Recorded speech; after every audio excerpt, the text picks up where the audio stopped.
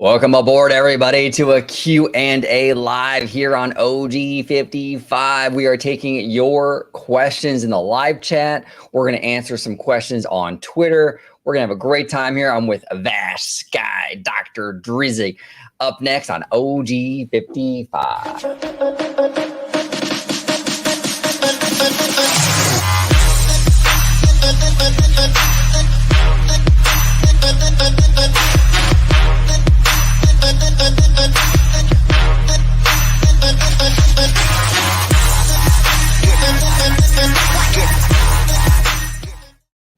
Welcome aboard to another episode, another live show of OG55. We are doing it live and we're taking your questions. We got some great questions from Twitter and we're also going to take your questions from the live chat. So definitely post them in the chat. We will be getting to all of those.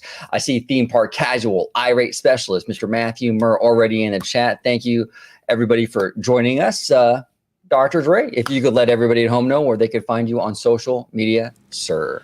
Best place to find me is going to be at VashSky on Twitter. It's right down there for, as Christine Waysense McCarthy would say, for all the a robust discussion right there. If you've been on Twitter, well, you could have commented or replied to OG's amazing tweet for questions for this question and answers segment. So definitely join the conversation there. And if you want to see me, well, it's going to be on channel you watch right now at Orange Grove 55. We have some amazing shows like Citrus Corner, Story Geeks with Jay, and my own.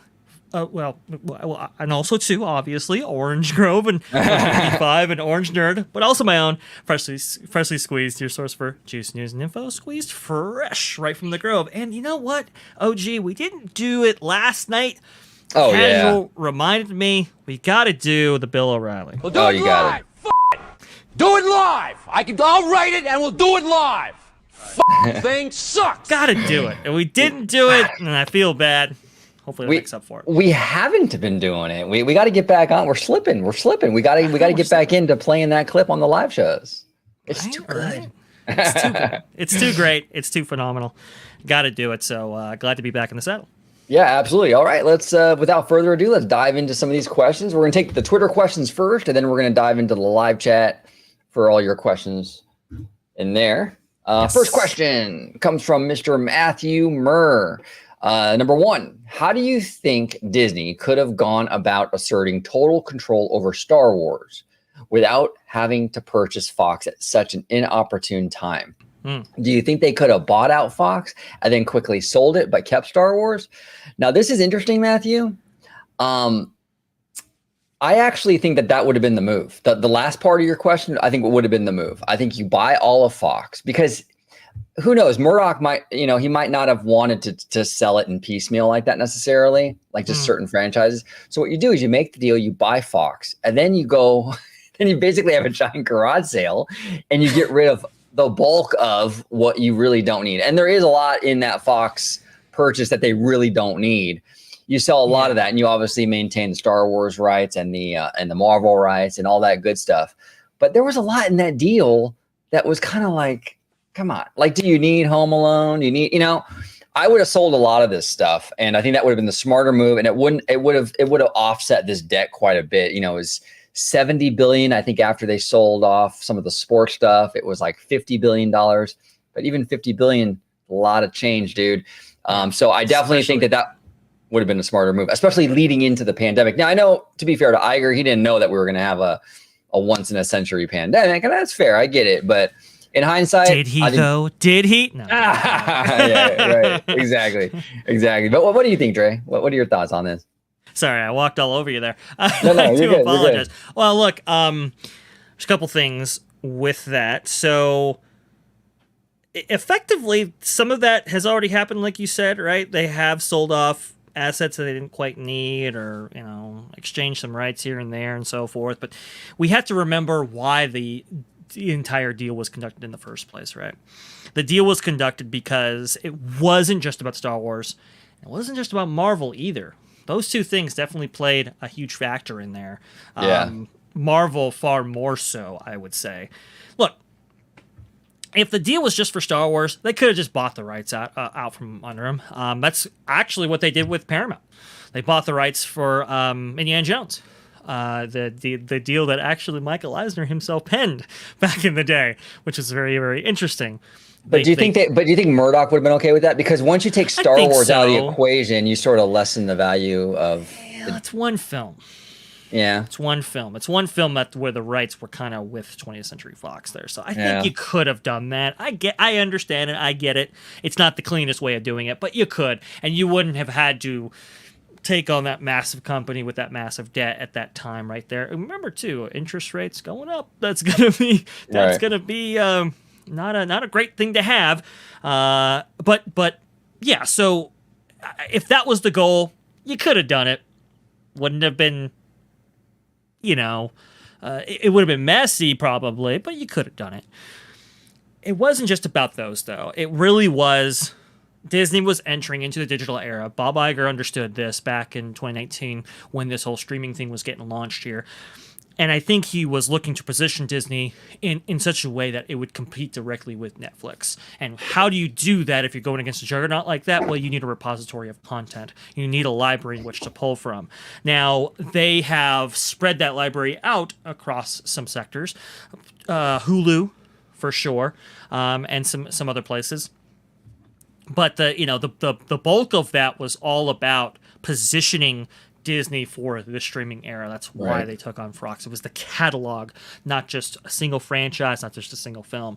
And so, when you understand that kind of whole backdrop, the 20th Century deal makes a lot more sense. Also, too, it's fair pointing out: do you want Star Wars rights, for example, or Marvel rights, for example, ending up in the hands of Comcast? Exactly. This was brought up in the Nelson Peltz debate. This was one of the responses Disney has. I would be remiss if I didn't actually provide it here. However, with the events of 2020 and beyond, and especially with streaming being re-examined, let's say, in the years following, was this the smartest acquisition? Open question at this point. Yeah, it's open question. And Comcast is not. Here's the thing with Comcast. A lot of people push back with me on this, but it's really it simply is just the case. Sure. Brian Roberts is no friend of the Walt Disney Company. He does not like Disney. He does not like Bob Iger. And any separation that you can put between Disney and Comcast and untie this knot, in my opinion, is a good thing. I think that's a good thing. And I think that if you would have had Comcast with the Star Wars, A New Hope rights, and now they have movie rights to the Marvel characters. Look at the mess we have already with Universal owning the theme park rights to Marvel. It's messy with them, and I would agree. It just keeping it out of their hands alone. Not saying it's worth $70 billion, but I think that there was definitely a huge benefit in snatching that from them, because that would have been Comcast would have tried to leverage that against Disney all day long, and it would have been a huge disaster. Well, look at the Marvel rights right now, right east of the Mississippi, right? I mean, it's been a very contentious negotiation for years now, you know, and we still don't have a conclusion to that story. Who knows how Jeff Shell's firing changes that equation, but. You know, it's just like, do you want to really necessarily go through that with the Fox Marvel rights, with the original Star Wars rights, with all that kind of stuff? Even Avatar. I mean, Avatar has grown into a very successful franchise for the Walt Disney Company. I mean, they made like $500 million. They should have probably made a lot more, considering some of those factors. But it was a very expensive movie to make. But it's one of the highest grossing films of all time. And $500 million is when you're talking about the profit. Yes, the profit. Yeah. So I do apologize. So box office, it made about 2 3 or something like that. Very, very high. And but you know, I think Deadline, was it, who had the kind of the breakdown of the earnings and so forth, and it was only about 500 million, which, by the way, you know, we were talking about how, you know, we thought James Cameron might be overestimating those numbers there. It has to be one of the biggest movies of all time to actually make its money back. But if you're only making 500 million on that, now it's like, ooh, that was a pretty big gamble. It was pretty high up there. Very, very, very interesting. You can see it on film. I mean, it's a gorgeous movie. But I think that would be one of the most expensive movies of all time. Anyway, getting back to our subject, however, the Avatar rights, right? You got those now, and you have Right. some ancillary benefits off of royalties for stuff that 20th Century Fox licensed out to various places and so forth, and you got some studios in there. Like you've got some stuff to work with. It's just Exactly. I think a lot of people suggesting that the deal was a bad deal, and I've definitely been one of those people, or at least being very critical of it. That kind of goes back to the whole idea of them leveraging this. Have they leveraged this asset to the extent that we maybe have expected as audiences or as a fan of the Walt Disney Company? I would say no, generally speaking. However, there have been some good things that have come out of it. Yeah, and that is changing. I mean, like, we've talked about a lot about it on here on the channel. We do believe Pandora as a land is coming to Disneyland Resort, so that's leveraging it, I think, properly. We do know the X-Men are coming to the MCU. That's just a matter of time with that. There's actually Fantastic Four. So these, I do think the better leveraging of the Fox stuff is coming. Yeah, but you're right. So far, it has been pretty underwhelming. So we'll see. We'll see how that pans out. But Mr. Matthew Murr has another question actually two more questions for us. Sure. Number 2 is, do you think the blandification of Disney resorts is an Iger exclusive policy? What do you think about that, Dre? Is it Iger exclusive, or is this an industry trend that Disney's going to kind of ride with? Yeah, I think I can't blame necessarily Iger only for this one. I mean, the fact of the matter is when things happen under your watch, are you kind of giving a tacit approval to those things happening? Yes, I suppose, but I do think you're right, OG. This has kind of been an industry trend here, and not just limited to WDI, but also multiple design firms in the industry. They're kind of going with this kind of modern aesthetic, right? And there's a minimalist kind of style, minimalist stuff. There's an account on Twitter. I wish I could have found this in advance, but there's an account on Twitter that basically takes like a photo of like an old school lamppost as designed in the 1920s, and then juxtaposes that with a modern lamppost and stuff like that. And we'll do this with various architectural styles and how this, for example, you have some like Victorian architectural styles, for example, that have a lot of like molding and detail work and just stuff that just looks insane. We've seen that at Disney parks before, and how modern structures have omitted that, for this kind of minimalist, very almost Apple like Store look. Yeah, Apple Store look, but this kind of almost Northern European look. You know what I'm saying? Like that kind of whole thing. So, like, this is a trend that Disney's not just experiencing, but the entire industry, the IKEA kind of, the Apple look is kind of revolutionized and taken over. However, I mean, some of this, and look, Disney played into it to a certain extent, right? They've gotten a lot of people from Gensler, for example. Now, who is Gensler? What do they actually do? Well, I have their website right here. Gensler is an architectural design firm, usually specializing in kind of enterprise or corporate type structures, right? And they really are kind of playing into this kind of minimalist modern design that has kind of taken over here. I'm sure there are.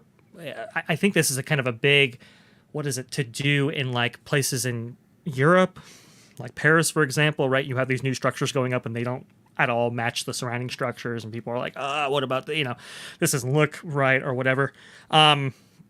This has been going on, and unfortunately Disney has kind of, I don't know, spearheaded this somewhat themselves by actually hiring some of these people on and putting them in key positions to make a lot of these design decisions. And I think that has more due to it than just Iger. Unfortunately, that has also affected the themed entertainment experiences that we experience in the theme park and also in the hotels. Yeah. Well, yeah, it's interesting. Matthew mentions it is an Iger exclusive. It's actually, I feel like this is more of, I feel like this is more spearheaded or more aggressively pushed under Bob Chapek. And now there are a lot of these like kind of de-theming examples coming out now, right? And now Iger's the CEO, so obviously he gets the blame. But to be fair, just like I said, when Bob Chapek was CEO, there were a lot of things that Bob Iger set in motion that Chapek had to deal with. And I think that's kind of a similar thing here. Like when you have these projects already being worked on and there's all this investment already in it, it's not so easy. Like fans say, well, just cancel. Sometimes you just can't do that. You know what I'm saying? Especially right now when money is tight. So a lot of stuff that you're seeing in the pipeline being premiered, now with these hotels and all that stuff, it's stuff that's residual Bob Chapek stuff. I do think, though, that with Bruce Vaughan coming in, it signals a new direction for Imagineering. It does. Barbara Bose's power is very much being mitigated with Bruce coming in. Bruce Vaughan, look, when he left Disney, he didn't retire. He wasn't sipping Mai Tais at Alani. This guy was a CEO of a firm and a company and all this stuff. Like he was doing things. So for Iger to kind of like convince this guy to come back, I'm sure of it. Iger promised Bruce Vaughan the world on a stick. Yeah. Okay. So I do think that we're going to see a change, right? But in the meantime, just like the movies, we're going to see a lot of the residual Chapek minimalist kind of de-theming stuff, unfortunately. And unfortunately, unlike the movies, the theme park stuff is a physical thing. So you're stuck with it a lot longer. You just it's not just about like a movie that you just won't see in theaters. This stuff is now physical and there. Now, not to say they can't change it. It's harder though. And you can see, like, I think you're right. This kind of definitely was ushered in very strongly, maybe emphasized more than it had before with the Chapek era. That's when we kind of started to see this kind of modern flair applied to various projects in and around the Parks and Resort division.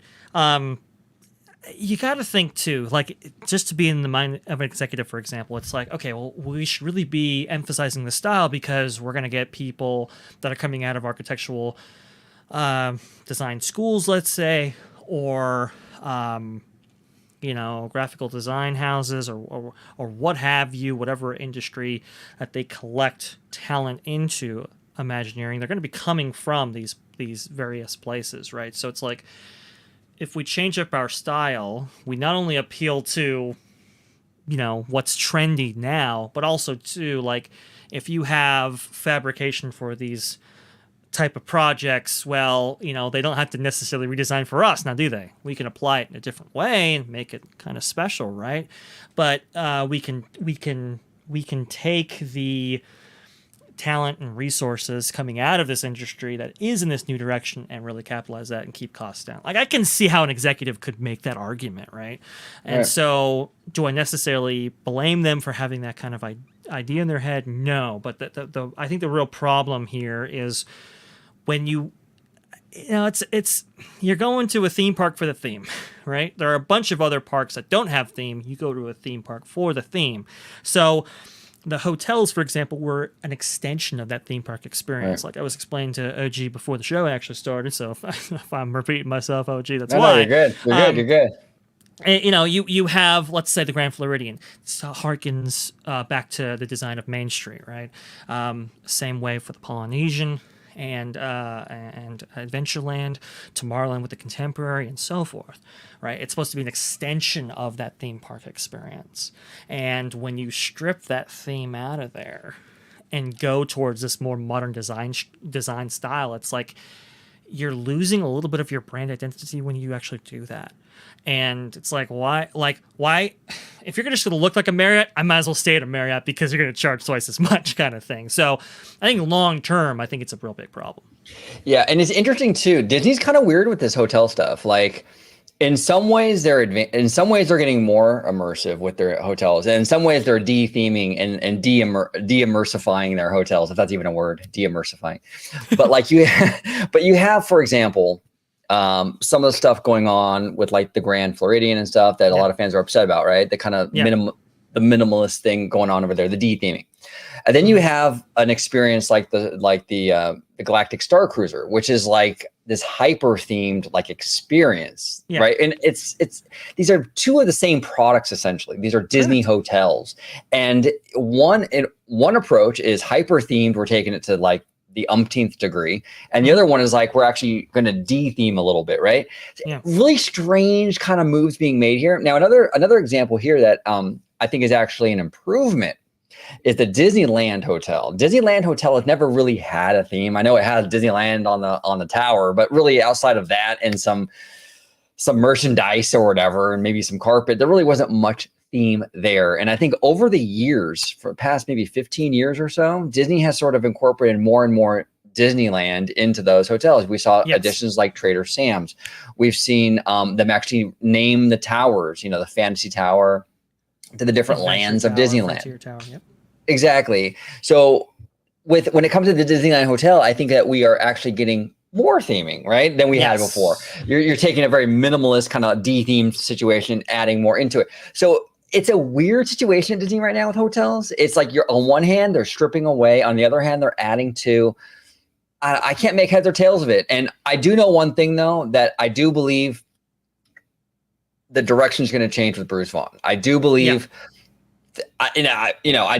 look, I think he's more traditional than Barbosa. So I do believe we'll return. There will be a return to form. But like I said a minute ago, it's unfortunate because these are physical places. So once you de-theme something, it's very difficult to go back in and costly to go and re-theme it again. So it's sad. We're going to lose stuff along the way. But I think going forward, it's going to be a little bit more optimistic. But we'll see. I don't know. I'm just speculating because, Bruce Vaughn is a highly respected Imagineer. And he's done good work in the past. But who knows? Bruce Vaughn might be on board with this stuff for all I know. So yeah, you say return to form, right? And what was that form? That form, I think, was established by Walt Disney when he opened Disneyland and gave people a place that they couldn't experience anywhere else. That should be your North Star right there. Not a strip mall that's a really nice strip mall. No, something that just you can't see other than, I don't know, going to some European village, really, or some old hotel in Colorado or something, just like a an enhanced realism, and it evokes a time and place that can't be easily replicated. And I think that's the North Star for Disney. And if they get back to that, we'll be all right. But some people have had visceral reactions to this kind of stuff. For example, Dusty from Mice Chat, going over the Jazz Kitchen. I just thought this was a really funny rant for you guys, so I just kind of wanted to play it here because I was busting out. Well, and I think after his rant, we should definitely talk about Downtown Disney. We haven't done we haven't talked about Downtown Disney in a long time, but there's a lot to be talked about here. So yeah, let's listen to Dusty, and then we'll dive in. Sure. Than what we're walking up to right now. This used to be the Jazz Kitchen, and now it's the Jazz Kitchen. It's the same thing, right? It's the Jazz Kitchen, Coastal Kitchen now, but it used to be Ralph Brennan's Jazz Kitchen and had a very New Orleans look, and now look at it. It looks like, I don't know, the Contemporary Hotel at Epcot. Sure. Go back just a little bit, like maybe a second. Okay, right there is perfect. Okay, this is funny. I don't know if we have any like boba drinkers in the audience, right? But I'm a boba guy. Okay, I get boba all the time. I love it. Gotcha. But in LA, right? And we got these boba places everywhere. But in LA, when you go to a boba place, and Chat, if you're a boba drinker, you'll know what I'm talking about. Mm-hmm. Every boba place in LA has the grass on the wall thing that you're seeing here. Yes. And not just on the outside, on the inside too. Every freaking boba place. It's hilarious. This looks, oh my God. It's hilarious to me. This is every boba place in LA. I know. I'm surprised at how generic it looks, right? How many things evoke something that you've seen before, but not in the best way possible. Let's see. I don't know. The Contemporary Hotel at Epcot or in Florida meets California Pizza Kitchen. They took anything interesting out. They put these bright orange chairs and umbrellas and things all over. Here's their new patio. It's so hilarious. As you can see, they're just packed. People love it. See, Nathan, they can't The waiting list is too long. No Now, notice how the manager's standing right there. Here we go. one will ever dine here now because they've absolutely ruined it. Look how horrible it looks. They took everything interesting out and just put in these ugly chairs, ugly, ugly, ugly, ugly murals. This is hideous. I hope Real they quick, go out if of we could business. pause it real quick. Go ahead. Dusty's going. This is so funny. Yeah, but here's the thing, and this Sure. is probably gonna be an unpopular opinion, but Yeah, go ahead. like, I don't hate this, and I see why they're doing it. Yeah. Number one, Yeah. they're from what I understand, they're trying to get this mid-century vibe at downtown Disney. We've seen concept art about that. They're trying to go mid-century, which I support that because Disneyland was 1955. It's heavily rooted in the mid-century era, right? Sure. Yeah. You could tell by the mural, very mid-century. These orange chairs, actually, believe it or not, pretty mid-century too. That's the energy they're going with. And the other thing too with this is that when it comes to these retail spaces, the vendors get swapped in and out pretty frequently. Now, I know they've been there for a while, but in general, this isn't an attraction in a theme park where it could be there for 50 years. Right. You have a new soap place or a Bath and Body Works or a bar or whatever, and it's here today, and in 2 years it's something else. Yeah. You can't have these very expensive sort of like very narrow focused themed spots, because once that place moves out, now you're stuck with all this theming where the next person has to come in and sort of work around that. Then it looks like a Spirit of Halloween store, because now you're taking an existing themed restaurant or a shop, and you're just throwing in like I don't know, like Quicksilver merchandise on the wall. Then it looks even worse. Like, perfect example, Rainforest Cafe. Right? You have a heavily themed specific thing, and now they're repurposing it into some Star Wars thing, and it's like, it just looks even worse. So this is why they're doing this. They're minimizing it. So now if, say, I don't know, Ruth Chris Steakhouse wants to move into this spot next year, there's not a whole lot of work to get them in here. Now, if you have a bunch of jazz stuff, it's a problem. So that's why they're doing it. I know for theme park fans, it's unfortunate. It's sad to see it. But I can see Disney's point on here, and they're definitely going that mid-century route. It's pretty obvious. Ugly murals. This is hideous. I hope they go out of business.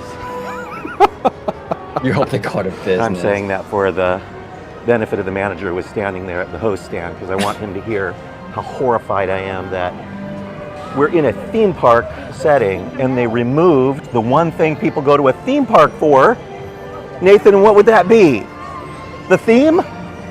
Oh, you know, pause it real quick. This is an interesting comment from Theme Park Wizard, and he brings up a good point here. He says, but Din Tai Fung has a pretty specific themed building. It does, yeah.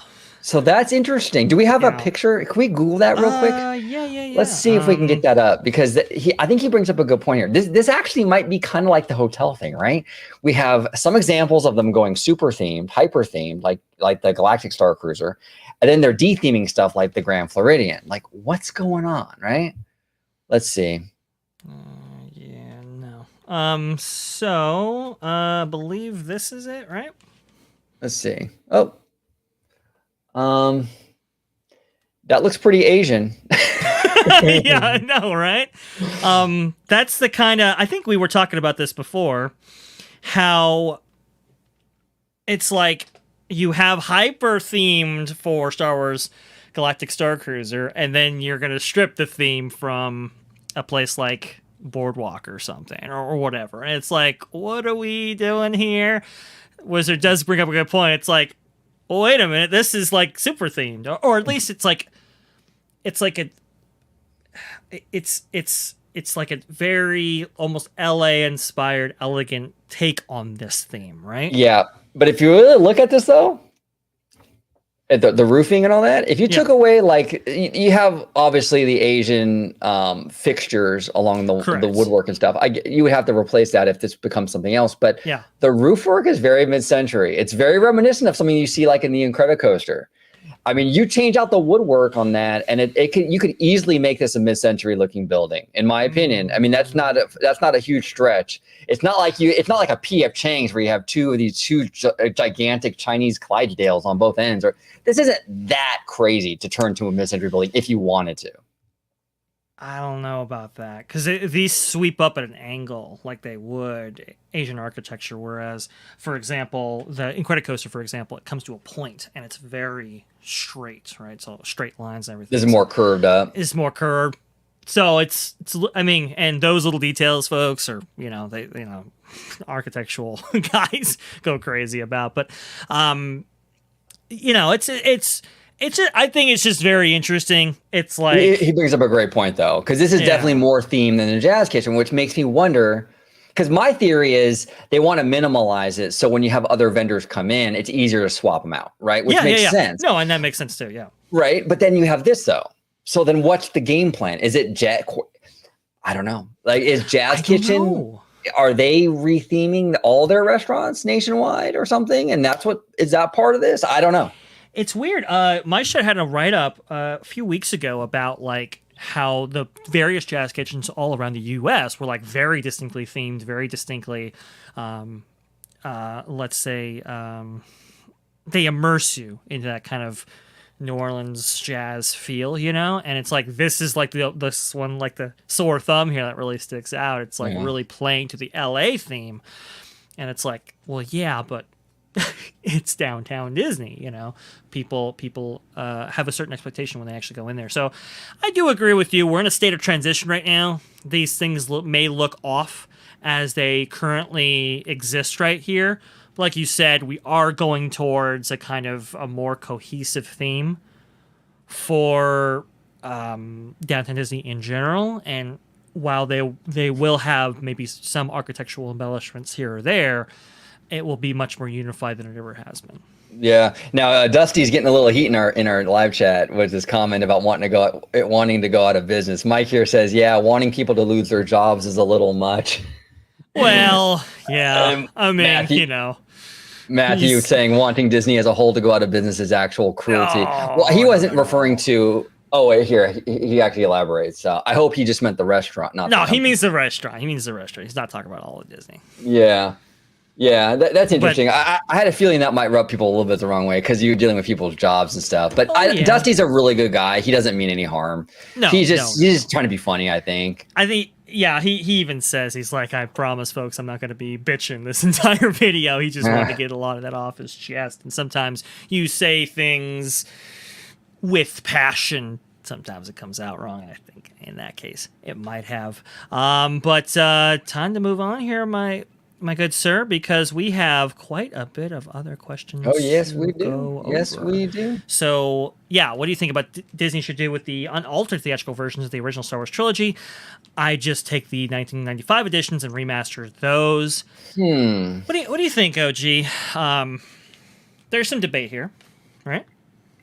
Oh, there's been a lot of debate about the original pre-special editions. I've heard a lot of rumors that George Lucas does not want those released.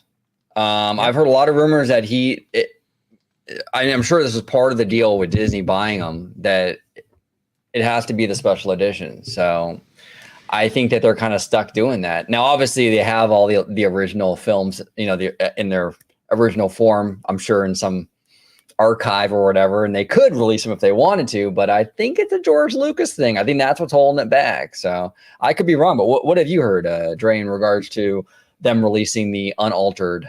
Well, it's interesting. So this kind of gets into an interesting debate here about, about this stuff, because I think a lot of people, there is a market out there, and I think Disney knows this. They've received some feedback on this. I've actually seen them receive feedback that people want the unaltered, kind of modern versions of the unaltered stuff here, the unaltered content, which would be Star Wars 1977, Empire Strikes Back 1980, and Return of the Jedi 1983. It's interesting because I don't think it's necessarily limited to like George Lucas's call on this stuff. I think there are some factors at play. One is Disney's really about highlighting the new stuff that Disney themselves have created, and not necessarily the legacy content. That's one. We've seen this emphasis when it comes to new projects and so forth, right? It's like, what do they showcase when, for example, the Disney 100 trailer, right, that premiered during the Super Bowl or whatever. It highlighted a lot of the sequel era stuff, the kind of Disney Star Wars, and not necessarily the original trilogy stuff.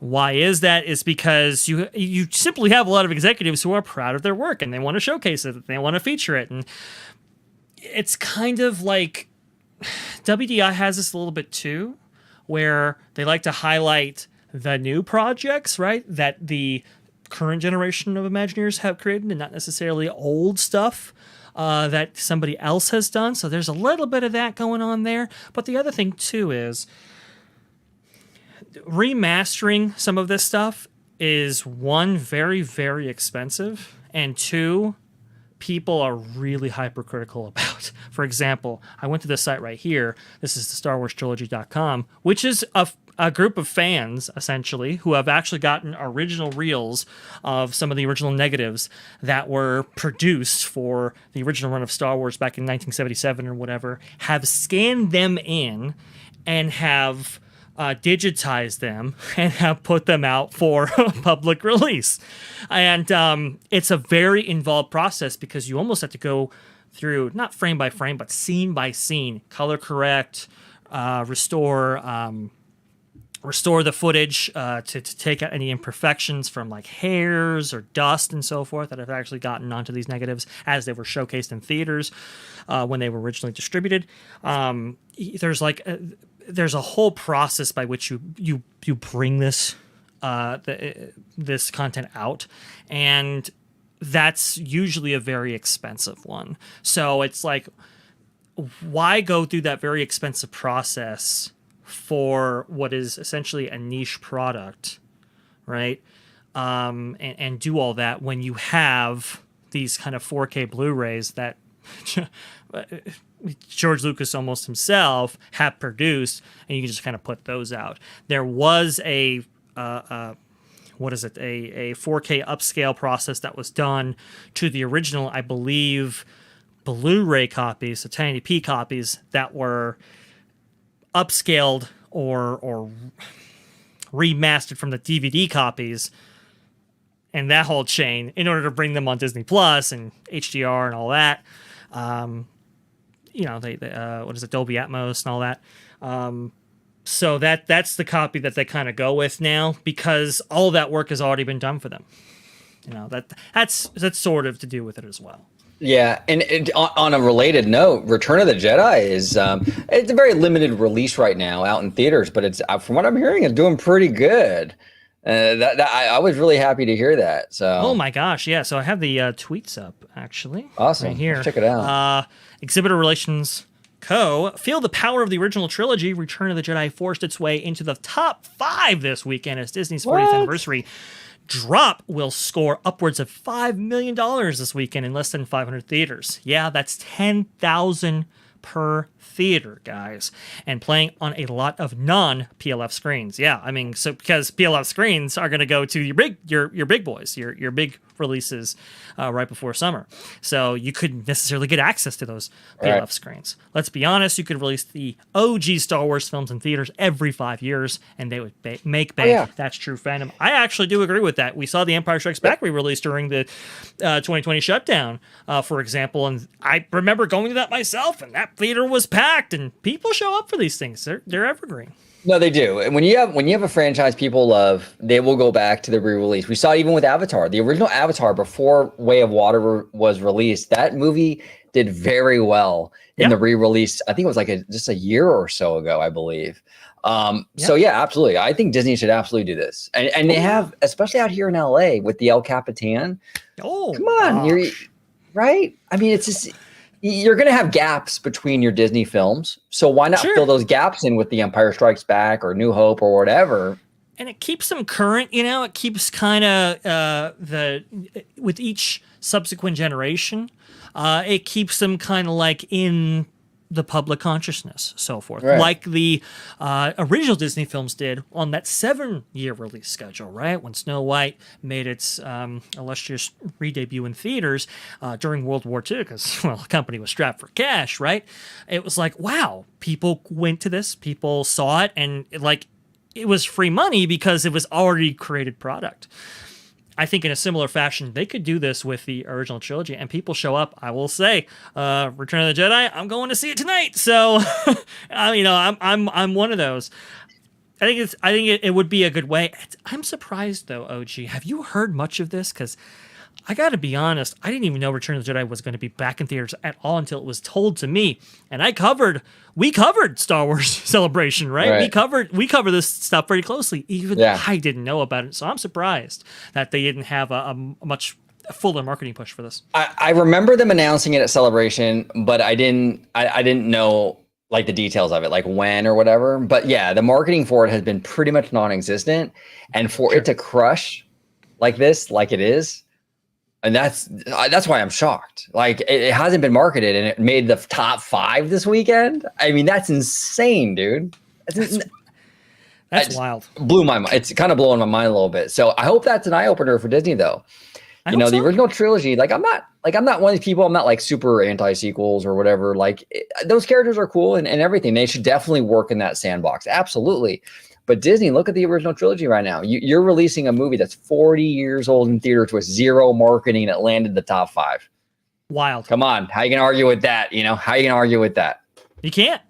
Let's continue to invest. And, hey,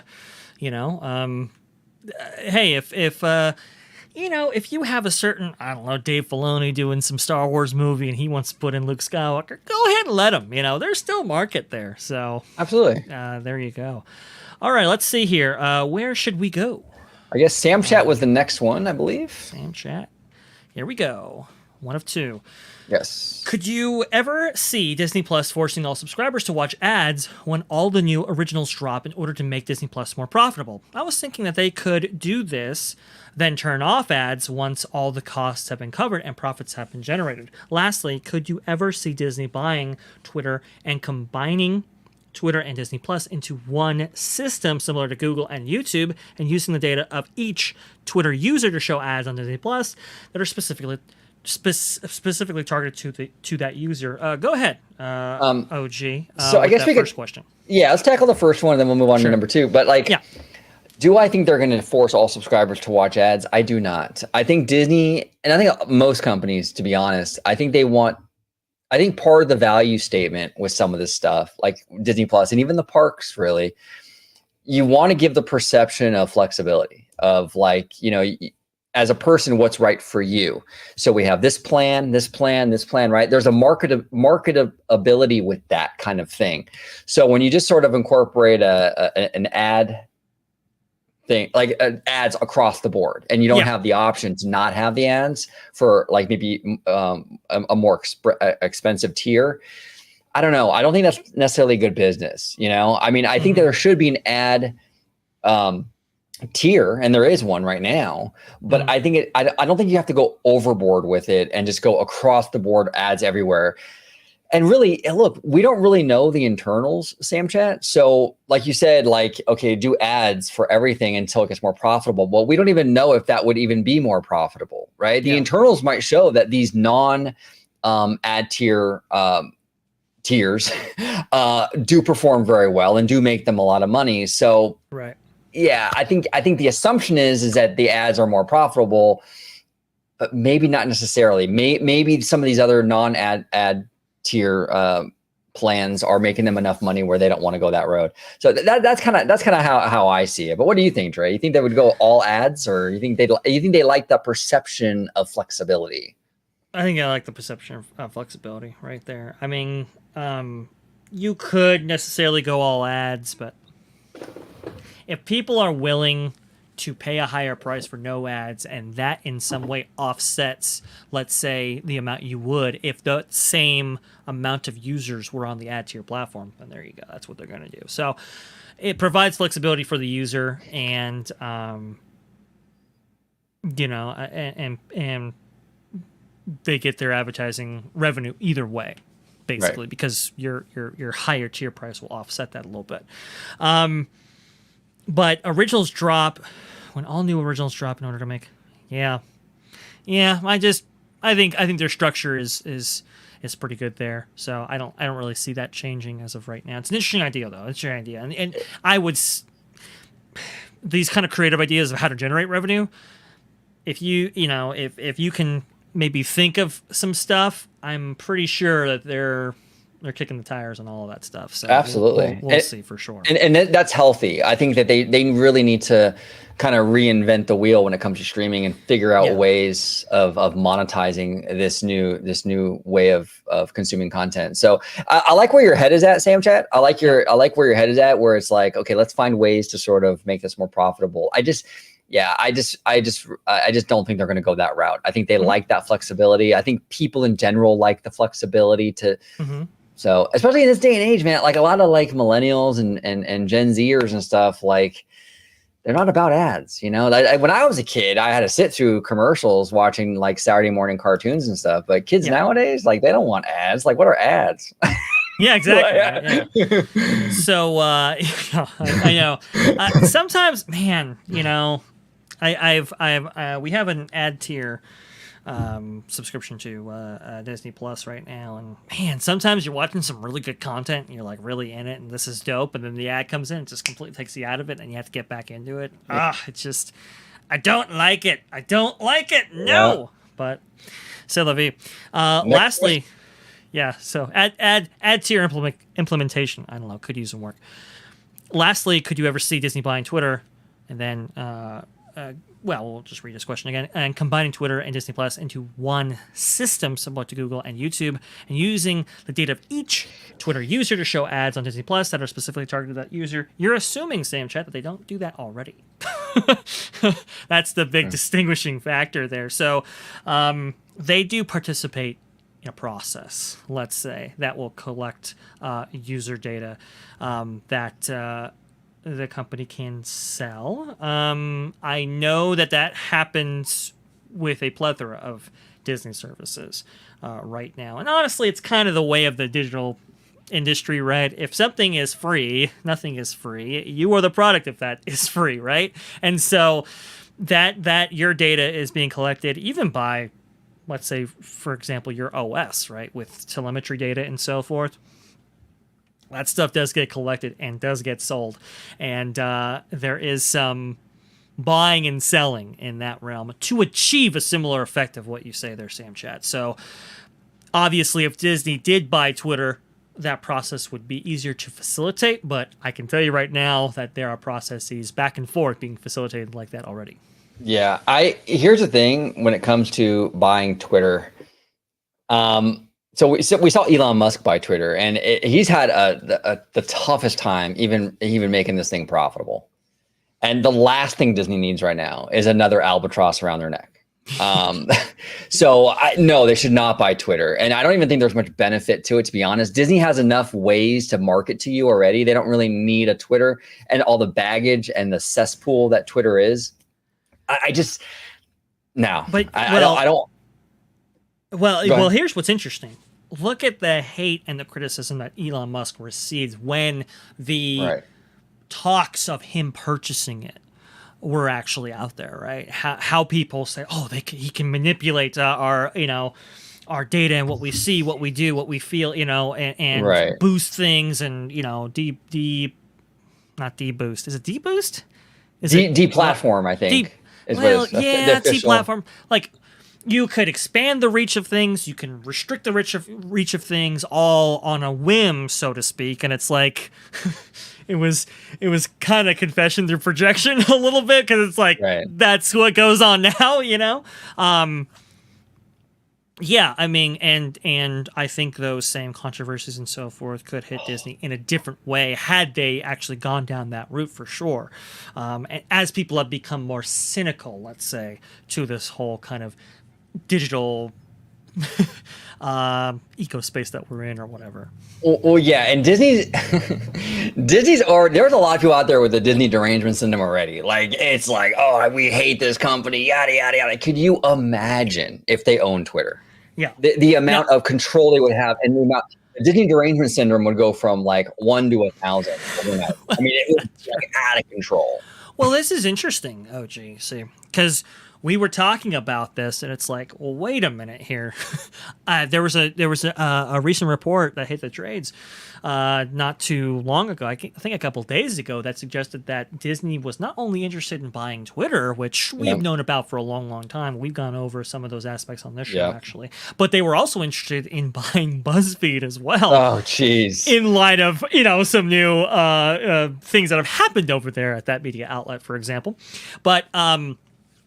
Could you imagine, OG, because it was, I mean, I did not previously know this, but I guess the polling firm 538, which has been extremely impactful on the, in the polling game, let's say, definitely in the political sphere, 538 has had massive influence on that. And I guess Disney, via ABC, actually owned 538. And so think about it, OG. Think about if Bob Iger was, let's say, running for president and had not only 538 or access to it, but also Twitter and BuzzFeed. I mean, I could see why I might get the idea of running for president if those resources were at my disposal. It's just like, wow, that's a brave new world right there. Well, and that probably was part of his decision making because I don't think he's interested in being president anymore. I think he's kind of given that up. Yes. I think Willow would be pretty mad anyway. From what I understand, Willow didn't even want him to come. Now. He looks mad now that he even came back to Disney. I think he's going to retire and spend time with his family, and good on him for that. Absolutely. Sure. But you're right. There was a time when they were kicking the tires to buy Twitter, and I think a lot of that does have to do with the fact that he was interested in running for president. He would. First of all, Bob Iger is, and we've talked about this with the Reedy Creek stuff and the DeSantis stuff.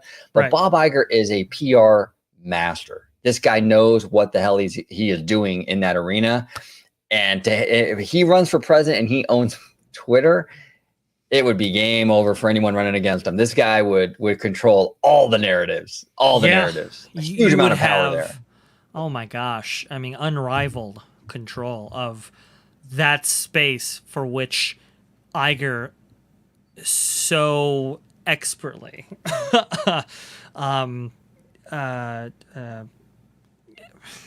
engages in right now. I mean, the PR game, like you said, OG, that is a speciality of Iger, and to essentially have these resources at your disposal that would further that game, I couldn't even imagine. So it's probably for the best that didn't happen, especially for Disney itself, because I think they would be involved in a lot of controversy. And I think that's the reason that Iger actually gave for why they didn't end up buying Twitter. Right. I mean, look at the amount of hate Disney has gotten since they just bought Fox. Even right, the more powerful of a company you get, and the more you have like this perceived monopoly and control, people don't like that. You know what I'm saying? And then Twitter and controlling the narrative now. Sure.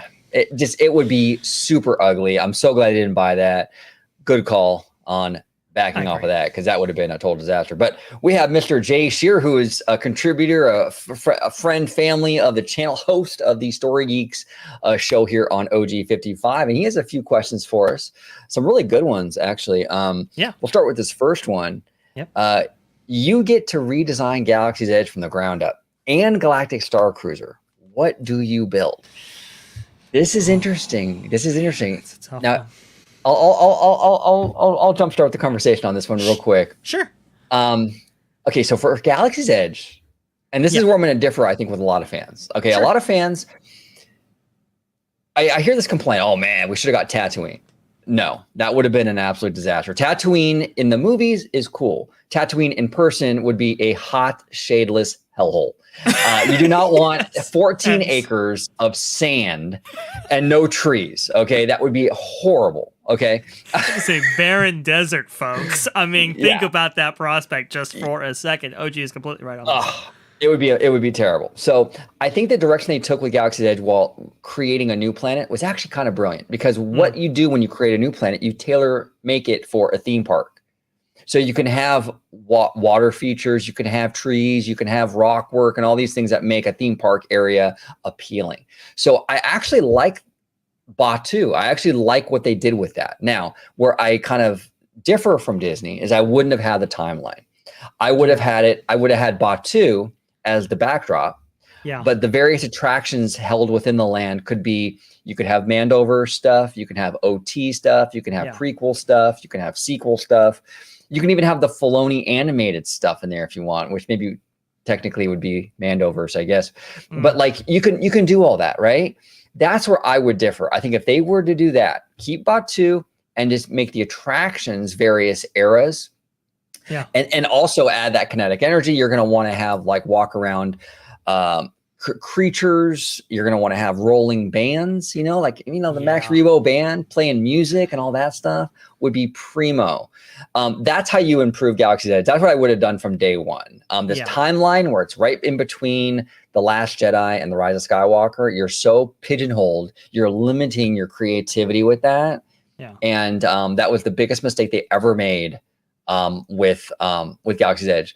And yeah, so that's kind of where I would go with it. Now, if Disney wants to create more Star Wars themed lands, they can do so. They can create new planets and other resorts around the world with different kind of styles and stuff. And that would be really cool. But I think a big mistake they would make here with Star Wars, though, is just simply recreating a planet from the movie. Because when you do that in a theme park environment, you're tying yourself, like the timeline, you're tying yourself down a little bit. It's creatively limiting.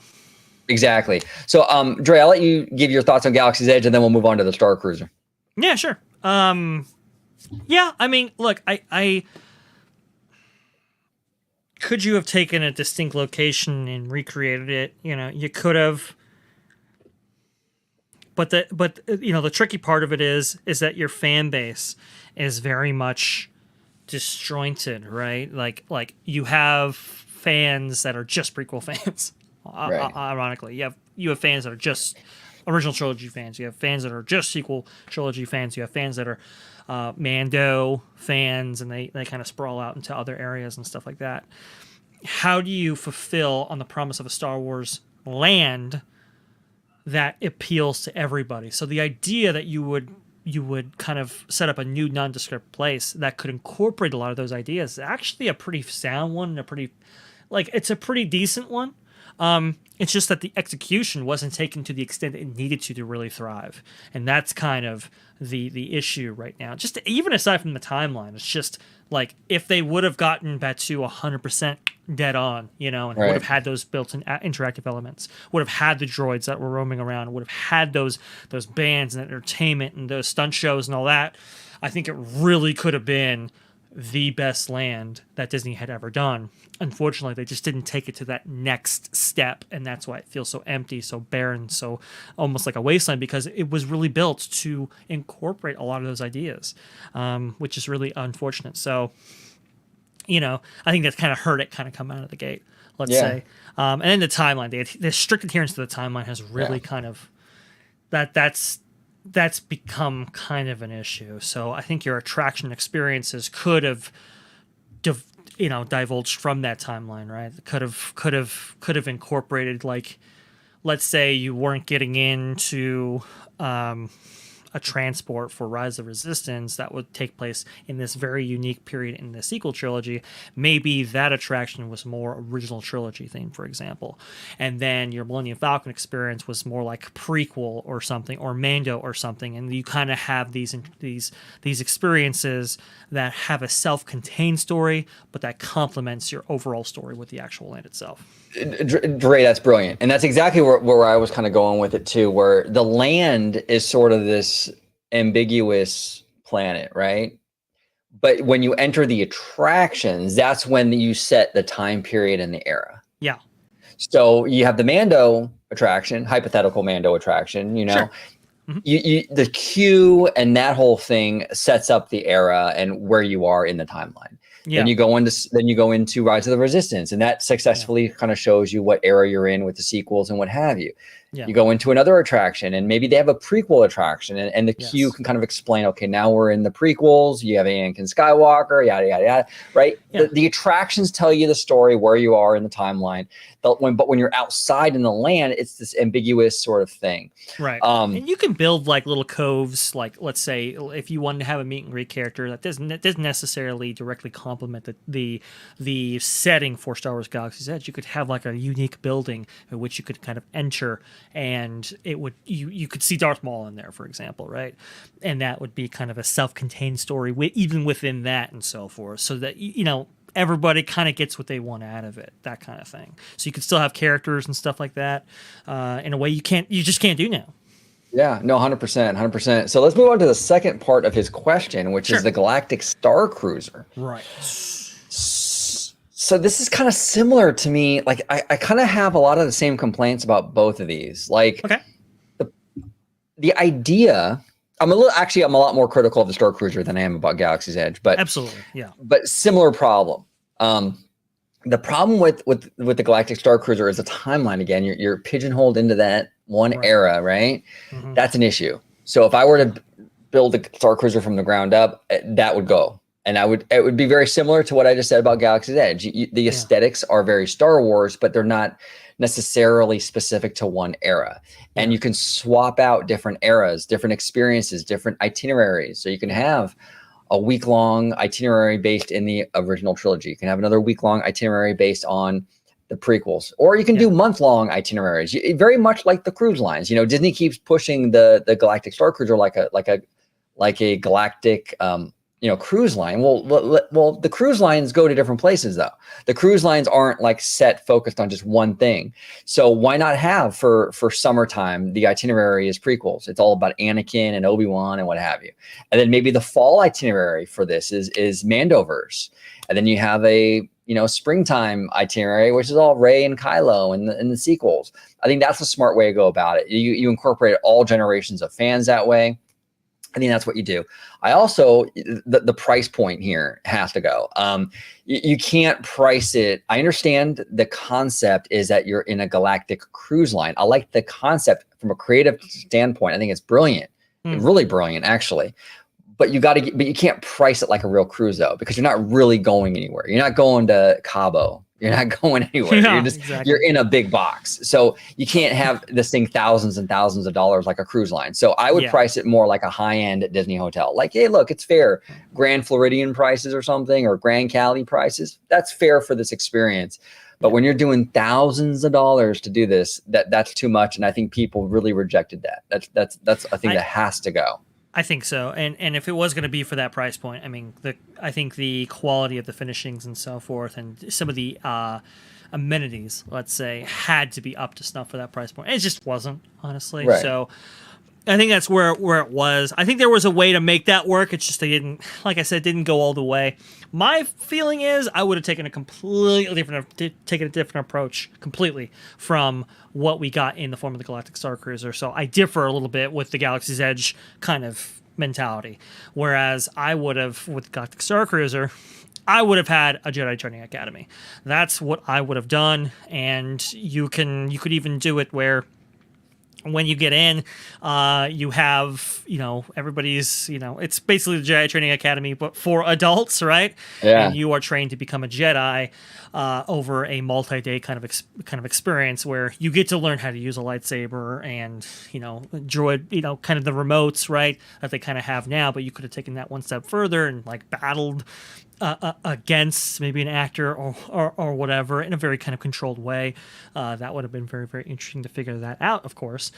But then, you could have been maybe let's say tempted to the dark side, right? You could have become a Sith, along that. So it wasn't just, resistance and First Order. It could have been dark side, light side.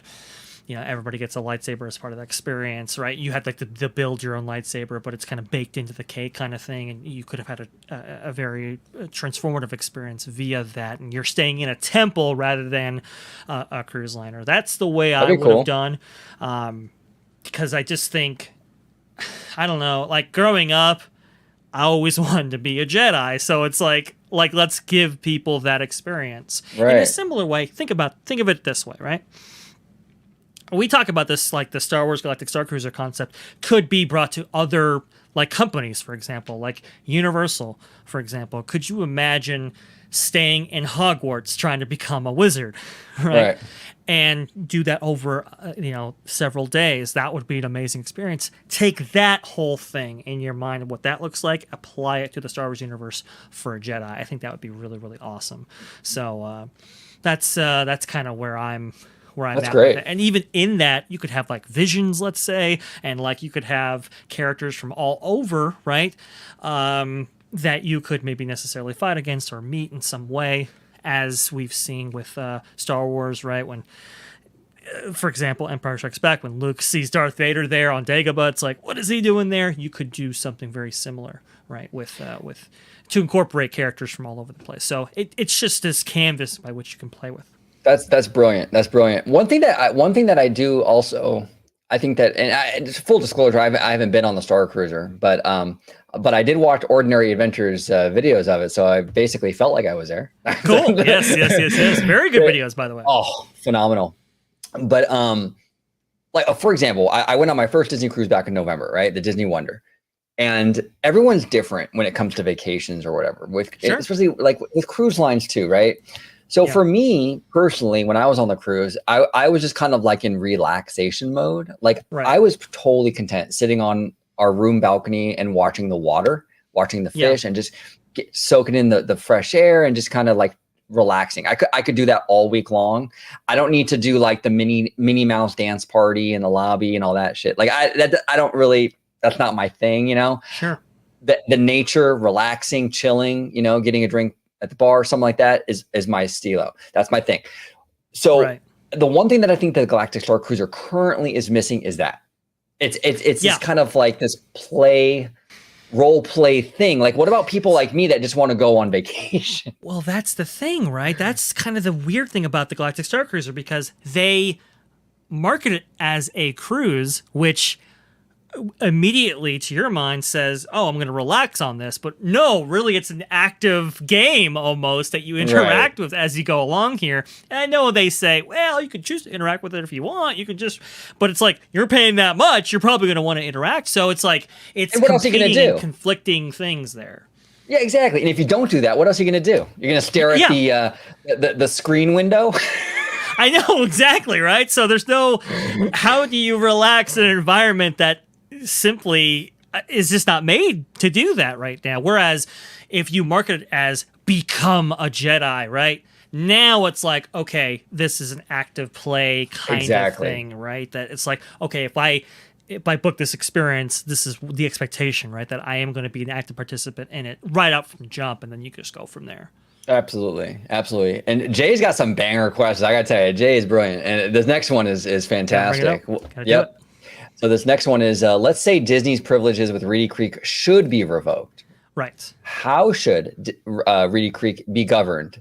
Obviously, DeSantis forced his own hand-picked board, but let's say we were starting from scratch. What should be done? Now, here's the issue that I've always had with this.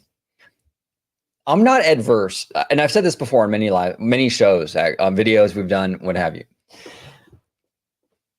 If the governor... If the governor came from a place of like, you know what, this has been an issue for Florida for 50 years. We got to readdress it. And I'm going to work with Disney to kind of reimagine this new governing body for the district, right? If it came from an organic place of like, we can do better. I'm going to work with Disney and we're going to do better.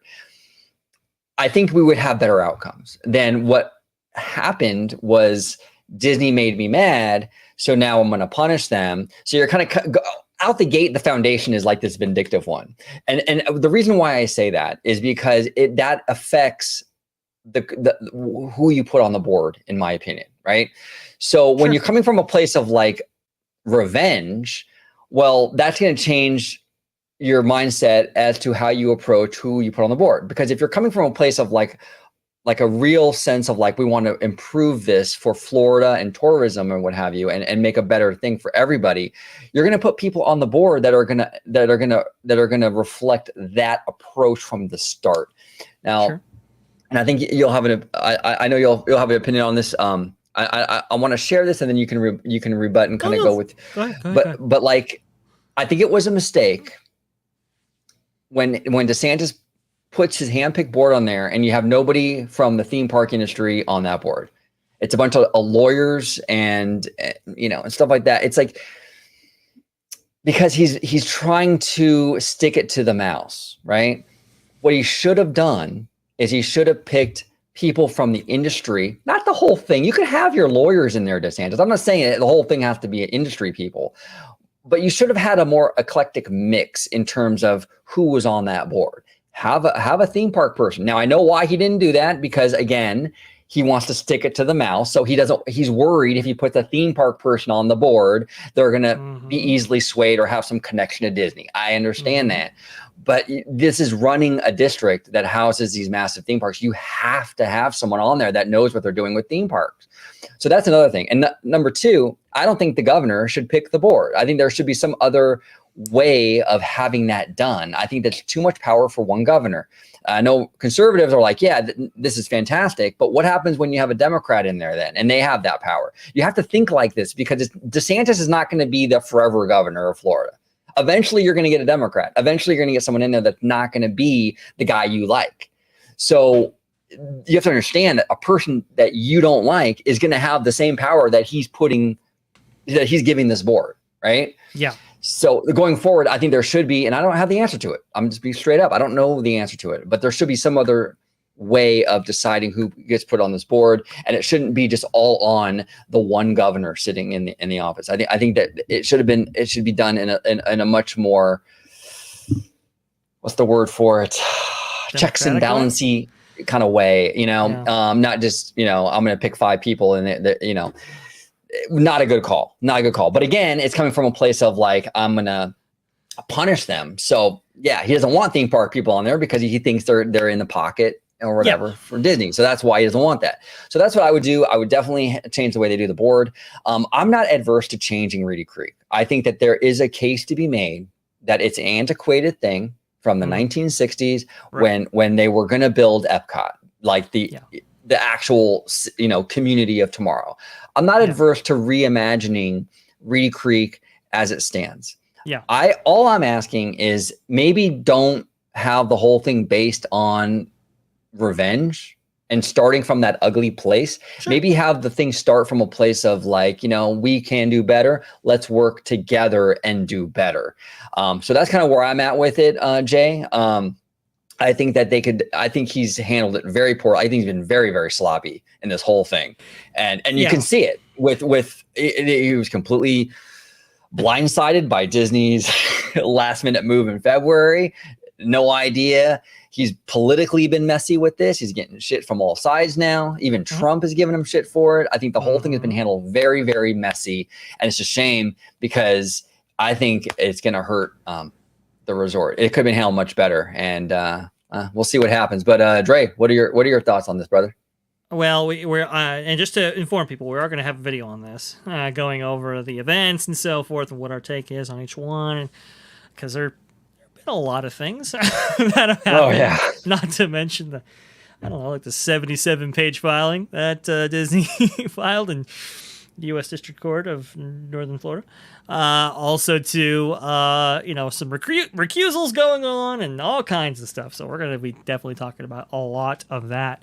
However, Jay Shearer, just want to go ahead and tell you, hey, what's going on? Glad you're in the chat, and everybody in the chat, by the way. But Jay, casual, thank you so much for showing up. Yes, that's exactly what I was thinking, OG. Maybe those roles are even elected by the residents themselves. Yeah, I mean, I think the issue I think the governor was trying to avoid was there was a lot of corruption in Florida politics, specifically by some of these theme park enterprises for a long, long time. And they had there was some backdoor dealings that would happen. That would, let's say, for example, like the I can't even. Okay, the person peddling, I think, is what we talked about, right? Yeah. That bill that was supposed to go forward and that was supposed to involve some of the big tourism companies in Florida, specifically Universal and Disney. They were supposed to be part of that, and they got carved out from it. So to push back a little bit, there have been times when it's interesting because it used to be Democrats back in the day, going back to the 1990s, when there have been efforts made to adjust the RCID, it just wouldn't happen because the lobbying power out there was just completely skewed one way. And so, like I said, the pretext is really unfortunate. It should have happened. I just don't envision how that would have happened. But yes, if it had happened like the way it should have happened, to your point, OG, I think we all would have been better off, Disney included, and even the governor to that point. It did come,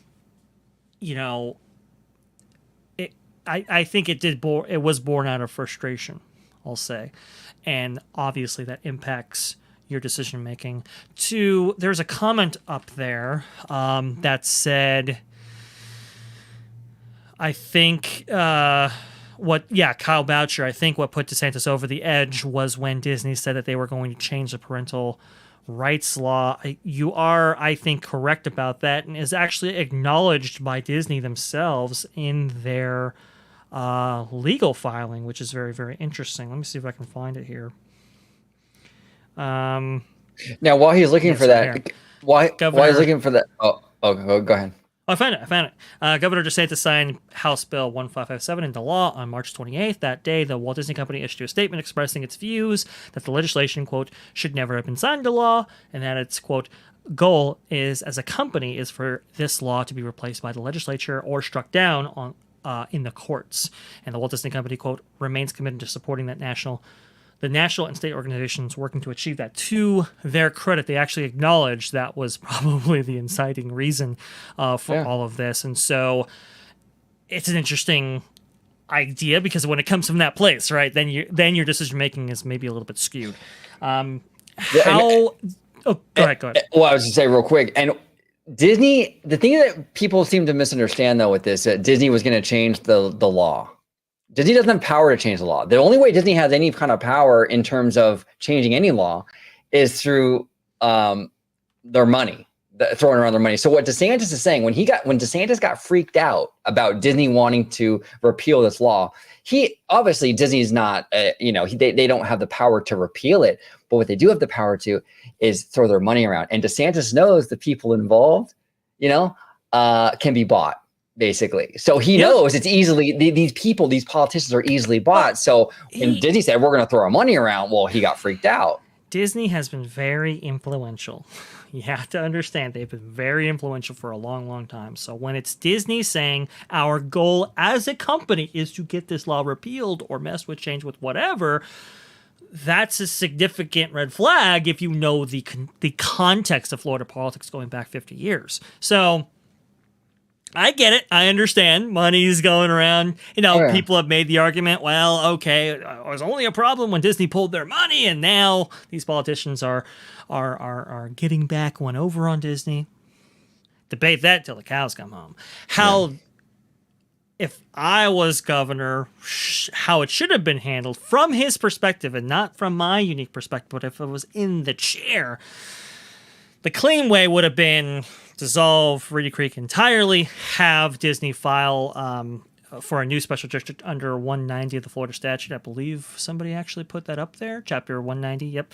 That probably would have been the better way to go. However, optimally, how I would want RCID to work, because that's really the question, right? How should Reedy Creek be governed? Not, what I would do in this position or whatever. How should it be governed? Ideally, all of the things that were in the RCID charter that would have maybe expressly gave Disney unique control over for running Progress City or the experimental prototype community of tomorrow as originally envisioned, that be stripped, right? And then including maybe some of the self-regulating power in that.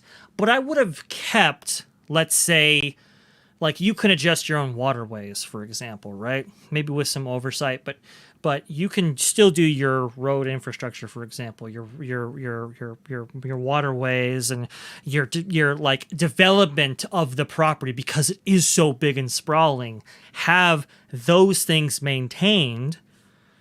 Have the other stuff like running your own, probably fire department, running your own police department, running your own board that approves alcohol licensure and so forth, their own investigations or regulatory power when it comes to the managing of their attractions and so forth. That can be stripped out.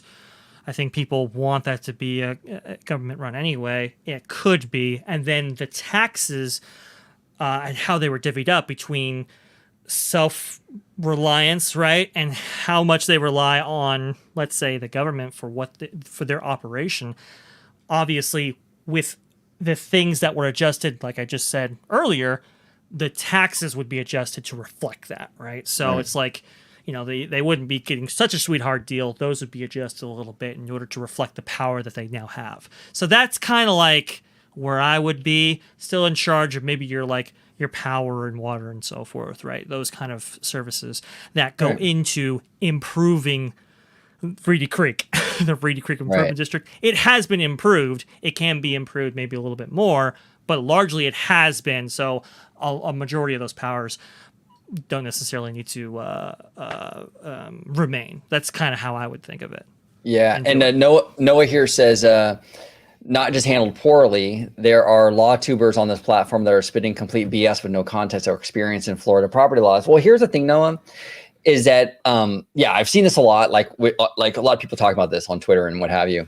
Sure. Here's the thing about that is that I think it's okay to get up and have opinions on things and not be like, I think it's fair for, like, say myself and Dre to talk about this and not be, we don't have, I'm not a lawyer, neither is he, but we can educate ourselves enough about what's going on and speak on it and have opinions on it. Yeah. Here's the issue that I think a lot of people have is that when we come on here, we talk about it, but we acknowledge we're not lawyers. We're not experts. We have a limited knowledge of what's of the situation, but we're giving you our opinion based on our limited scope or whatever, right? And that's the problem I think a lot of people have, is that they're not willing to acknowledge they have not a weakness, but shortcomings. It's okay to say you don't know something. Yeah, it's okay to say I'm not an expert. I'm not a lawyer, but here's how based on what I know, this is my opinion on it. And that's the problem I think most creators the pitfall they fall into is not acknowledging that. They come in here and they want to say this is how it is, and they don't have that asterisk at the end saying, but hey, look, I'm not an expert. They don't do that last part. That's important. Go ahead, Dre. No, I was just gonna reiterate. Yeah, I mean, that's what Noah's main complaint is here, right? It's not necessarily you giving your necessarily opinion on these things, but with the asterisk being that, hey, I am not necessarily an expert in this specific area law in this region with these corporations, that kind of thing. Nobody does that. It's all just like, well, this is how it's going to be, and this is how this is how this is actually going to transpire, and all this kind of stuff. And it's like, okay, when you do that, though, people really kind of hang on to that, and then they run with it, and they end up drawing incorrect conclusions and so forth. And yes, there is bias on the other side as well. Fully acknowledge it, right? But it's like, I don't know. There does have to be. There's a responsibility, I think, with YouTubers to be as factually correct as possible. And if you're going to interpret, then it's coming from a point of logical inference based on the facts that you have, right, and with your limited skill set as a presenter or whatever. You had to be open and transparent about that. Otherwise, I think to Noah's point, it's like, Noah, you referencing some people by name there. Yep, I've got issues there with. Okay, modern mouse here. Punditry and expert analysis have become essentially the same thing to people, but in reality, they are two very different jobs. Yeah, you guys are right on that. Exactly. Yeah. Right. It's expert analysis very different than punditry, and sometimes you can have experts in let's say law, but they don't specialize in this portion of law, right? And it's like, okay, yeah, but it's like trying to pass yourself off as an anesthesiologist when you're like a general practitioner. It's like, it's like, well, wait a minute. Now we're getting into some dicey territory here. Yeah. Jay Pike. Hey kids, just wanted to stop by and say hi. Well, hello back to you, good sir. Great to see you yesterday, OG. You are in deep. Not here to distract, just thumbs up for support. And what Jay Pike is referring to, Jay Pike is a moderator on Hey Bricky. Friend of channel, Hey Bricky, and I was watching Bricky's live stream yesterday, and sent him a super chat. Just wanted to show some love. So that's what he's referring to. Jay Pike, it's fantastic to see you, brother. Thank you so much for joining us today, talking all kinds of stuff. If you have a question for us too, Jay Pike, comment in the live chat. We're doing a Q&A right now, so if you have any questions you want to throw in the chat, by all means, brother. By all means. Yeah, please. So shall we move on to Jay's next question? Yes. Iger has said he wants to moderate the company. What's the fastest way for him to make progress in that regard? What tangible things should he do? Well, probably not getting into it with the governor. No, Jagger.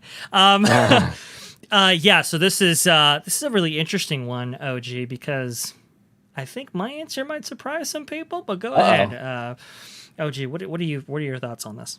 Okay, how do you moderate the company? Well, it's easy, dude. It's super easy. You announce a new Tom Cruise movie. That fixes everything. Come on now. Oh, that is fantastic. Oh, man, that's... I am altering the deal. Pray I don't alter it any further. No, but in all seriousness, I think there's a lot of stuff going on with the Walt Disney Company right now that's very divisive. That's unnecessary, right? Yeah. And so, like, when you have these, like these Stories Matter groups and the Reimagine Tomorrow groups and what have you, I think these entities are very divisive, and it causes all kinds of controversy and shitstorms. I think that getting rid of those divisions would go a long way. I think they would. Now, there's people that are, nothing's going to be enough. Disney's woke. Disney will always be woke, basically. Yeah. I mean, they could completely reverse course, and it's still not going to be enough. But I think for most reasonable people, I think if you were to get rid of those divisions, it would go a long way. Now, here's the thing. I know a lot of people are going to go, but what about diversity? What about inclusion? Right? Well, just getting rid of those divisions doesn't mean you get rid of inclusion. Like you didn't have those divisions years ago, and we still had content that represented a huge eclectic mix of various cultures and races. In Michael Eisner era, in the 90s, we had Mulan, we had Pocahontas. Like, there was content being made back then that was very diverse and inclusive, right? So you could still be diverse, you could still be inclusive, but you don't need divisions dedicated to it. It's a waste of resources, in my opinion. The individual studios, Marvel, Lucasfilm, Pixar, they're going to have diversity and inclusiveness in their content, So I would get rid of those divisions, to be honest with you. I think that that's a good starting point, to be quite frank. I would also really clean up Disney's social media presence. The stuff that the Star Wars Twitter account does, all it does is divide fans and piss people off, and it creates fuel for people on various platforms to kind of go after Disney, and it does no good. It does no good. I would get rid of all that, and they just have to start making content for everybody, and stop trying to, like. Here's the thing, and I was talking to Dre about this yesterday on the phone. It's like on the phone with Dre.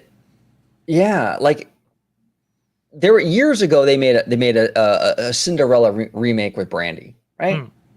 It was great. A lot of fans love that movie. And nobody was like all up in arms about that back then. Nobody. They just made the movie. Brandy was in it, made the movie. Well, the difference between that and like say like the Little Mermaid remake, right? Is that the marketing is like, it's all about the race. It's like, just do it, Disney. Just have the diversity, have the inclusion. You don't need to use it as a marketing tool. Yeah. And it cheapens it anyway. It cheapens it. Like Halle Bailey is a fantastic young talent. I'm a huge fan of her. Huge fan. She's like the only thing about this movie that I even care about. Okay. True. You don't need to market it though as like a racial thing. I think that turns people off. I think it's kind of gross and it cheapens it. And I think Halle Bailey deserves better. I think the movie deserves better. So things like that, stop doing that stuff, right? Stop doing that because it comes off very political, right? I agree. So these are steps you can take. And I think, to be fair, I do think Bob Iger is making moves to moderate. We're seeing it all over the place. We're seeing very far left people getting fired from the company, right? Getting laid off. We're seeing that. Mm-hmm. We're seeing, hey, Nate Silver from 538 is out. Okay. So that's a big deal, folks. I'm just telling you, that's a huge. big deal. That's a huge thing. So I think if you do these things, I think it can definitely, it's a step in the right direction. Now, our friend Modern Mouse says, to be fair, the Brandy Cinderella film came out prior to social media. I agree that the marketing feels forced, but I do think the Brandy Cinderella would have gotten heat. Now, that's a fair point Modern Mouse is making here.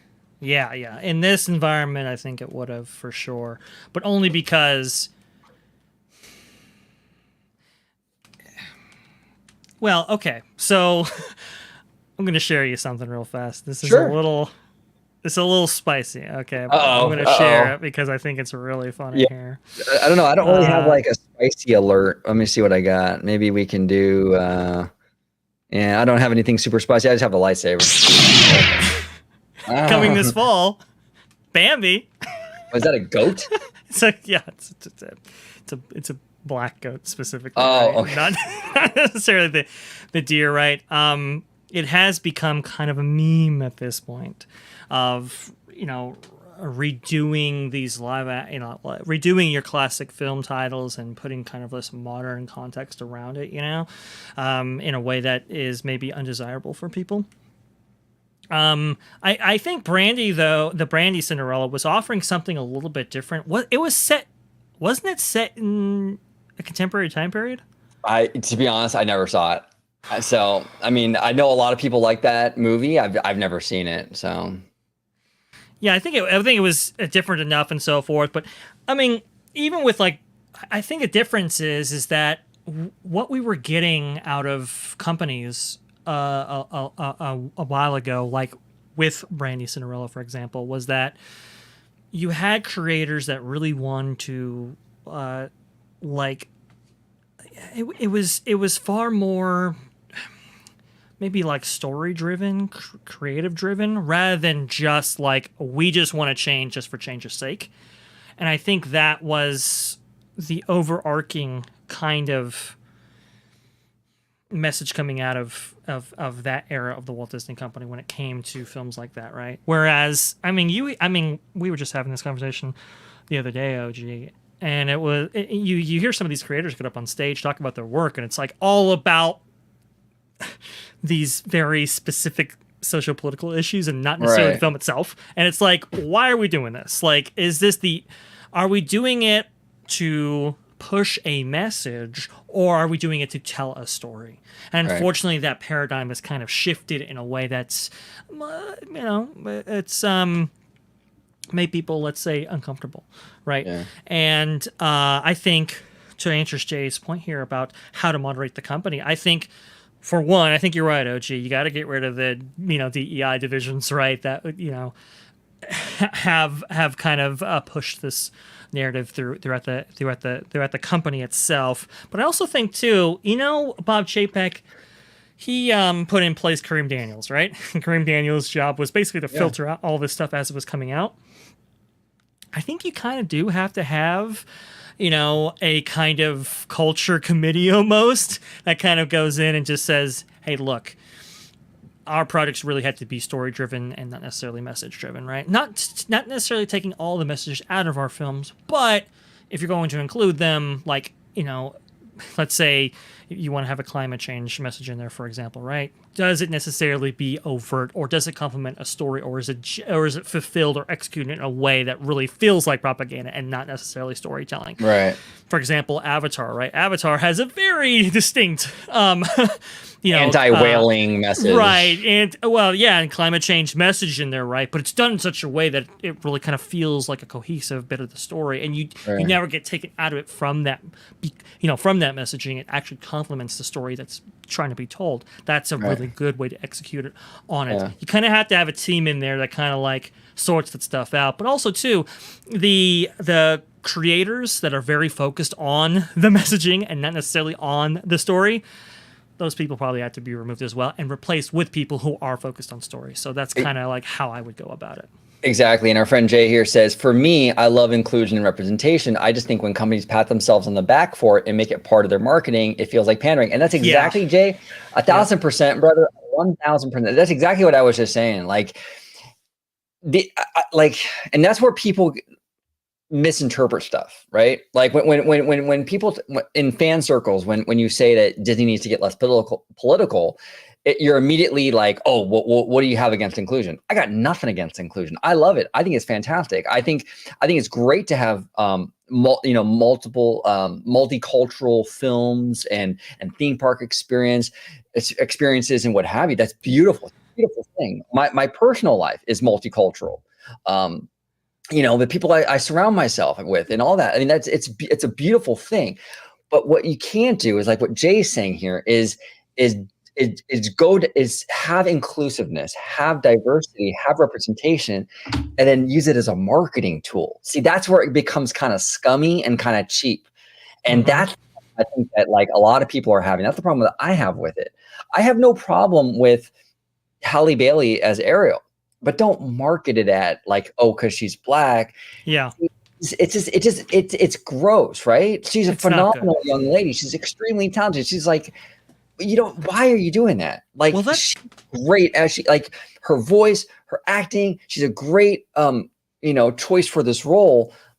Let that speak for itself and not go the cheap route with, oh, she's black, And that's why I kind of feel bad for Halle Bailey, because she has been placed in such an unenviable position because the company and the marketing and so forth, there have been efforts to make it a statement film rather than just a great film. And that really puts Halle Bailey in a really kind of tough position there, because I want her to be successful in her pursuits, obviously, but she has just been, I think with some of the maybe agenda that's out there, she hasn't, they're misusing her, let's say. I'll put it like that. They're unfortunate. Her likeness and so forth, and it really is frustrating because it didn't necessarily used to take that kind of turn there. Random Person Fire Alarms says, is it possible to get trespass from all Disney properties in one go? I know usually the guest is only trespassed from the property where the violation occurred, but are there exceptions? So there are exceptions, actually. Recently, that actually happened. Let me see if I can actually find it here. Couple sued counterfeit merch. Yeah, I think you remember maybe hearing this story.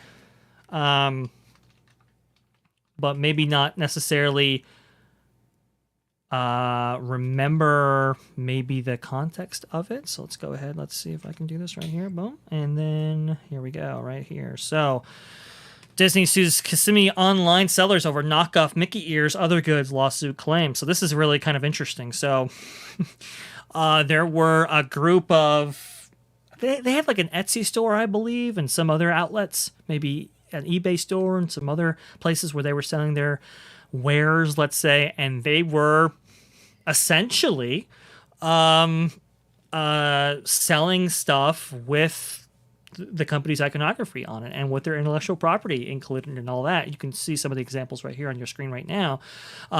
Those weren't being sold by Disney. Those were being sold by this couple here. And they were not only trespassed from Walt Disney World when I believe one of those, one of the I believe the male in this couple actually visited the park and went into I believe they were escorted from the hub, if I'm not mistaken, something like that. There were accusations that they were peddling their wares inside the park, which is a big no-no. Cannot solicit at all on company grounds. That is a big no-no. So there was allegations of that. They not only trespassed him from Walt Disney World property, but also Disneyland, and the other side of the couple as well was also trespassed from those locations. So that's a distinct situation in which they can trespass you from all property, and they are suing them right now with a huge lawsuit. The filing's about that high.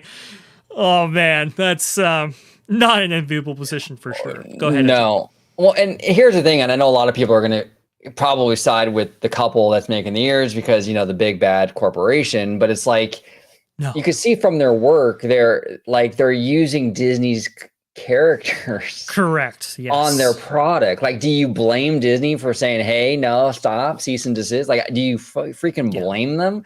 I think any person with any brand would have a similar issue. If you're a content creator and someone's selling your logo on a bunch of merch, I think you'd have an issue with it, So yeah, I don't see the issue here with them kind of going after this couple for clearly violating the copyright law. Yeah, I mean, come on, it's crazy. It's absolutely crazy. Now, trespassing them, I think, comes more from peddling the merch on property than it does from the online sales. I think that's why they probably got trespassed. It's for peddling on property, but it was for the solicitation of their goods on property. That was more of what that was about. But I mean, they had been given a cease and desist long before Disney actually sued them right there, and they just continued to do what they were going to do. They changed their name of their company a little bit. They changed some of their iconography a little bit in order to just skirt around those IP restrictions and so forth. That's just not gonna. Dude, that's not gonna fly, folks. And you play stupid games, you win stupid prizes. Exactly, I mean, it's ridiculous. They had warning after warning. It's like the company has a right to protect its intellectual property. That's just how it is. So, for me, I don't see this as big bad corporation going after a couple. I see this as interested party, just protecting their brand. Yeah, I mean, that's all that is. Yeah. You got to do what you got to do. I know that I would have issue if someone was selling my merch with my channel on it. I'm not getting anything from that. So now should we move on to the live chat questions? We got quite a few. I think so. Yeah, I think so. So let's do please, that. if you could, guys, if you're in the chat right now, and if you have a question, maybe higher up there, maybe you commented before, and maybe you're still here. If you could put your questions in again, maybe, so that we can kind of, it can go at the bottom there, so that we kind of organize this. I do apologize if we missed it. Hopefully, maybe OG, you've been screenshotting them or cataloging. Yeah, no, and I have access to the very top, so I'm gonna go through them. But if I miss any of them, please let me know in the live chat. Yeah, please. Yeah, just holler if I miss your question. So GooGamp32 says, do you think Disney should implement a one ride or attraction rule for each franchise that doesn't have a whole land dedicated to it? GooGamp, I would be very much against that because I think it stifles creativity. I wouldn't want to see any absolute rule. Because look, for example, if we were to implement that rule, then we would have never got Midway Mania. Yep. Because that would have been the second Toy Story ride at Disneyland Resort, because you had the Buzz Lightyear Astro Blasters at Disneyland. Yeah. We would have never got Midway Mania, right? Yeah. So and you also never would have had countless amounts of it's a bad idea. Now, does Disney go overboard sometimes? Yes, they absolutely do. And sometimes my OCD kind of gets the best of me with stuff. Star Wars is not in Galaxy's Edge. I know. It drives me nuts. You have a 14-acre Star Wars land, and then you have this like offshoot Star Wars ride in Tomorrowland. That stuff bugs the crap out of me. But to just have like this rule set in stone that you can't do it, no, that stifles way too much creativity. But where are you at with this, Dre? I'm very much the same. I don't think you should have a hard and fast rule. Honestly, it's like if you have a really great concept for an attraction, it happens to feature, let's say, a franchise that has been featured in the past, go for it. Build it. Let's get this stuff made. And if we can make it cohesive in the area around it, for example, right? If we can do it in a way that is imbued with quality and is executed at a very high level, why not feature it? Even if it does feature stories from a particular franchise that we featured in the past. So there you go. Absolutely. And the next question is from Jeremiah Hembry. Says, are you going to be on Valiant Renegade? Not to my knowledge. I haven't been in. I mean, that's interesting. Yeah, but this guy, well, actually, both of us have been on WDW Pro's channel. I've been on once, and Dre's been on a few times now. Yes, but actually, never on Valiant. Yeah, I believe on Thursday I was on the WW Pro show, so I have made appearances there myself. It's interesting because Pro has reached out to both of us, wanting us to be, wanting us to be featured on his channel more, and I mean, Valiant Renegade has expressed interest in our channel, actually. Giving us like a shout out when we've commented or super chatted or whatever, and so I wouldn't necessarily be adverse to it at all, but no scheduled appearances currently. Yep. And our next question comes from Irate Specialist, and Irate says, since in the past Disney was responsible for doing their own building and fire inspections, I believe this is a Reedy Creek question. Yes. Going forward, do you think we will see stricter enforcement of current building codes, maybe closures?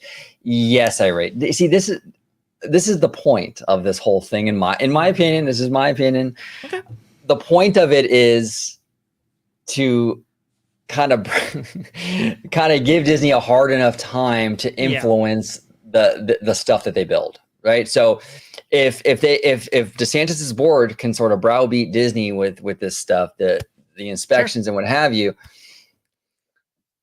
okay, how do I word this? It's being weaponized, in my opinion, where it's like, okay, we don't want you to be woke. So if we think you're going to be woke, like for example, right. Tiana's Bayou Adventure. Let's just say DeSantis thinks that's woke. Okay.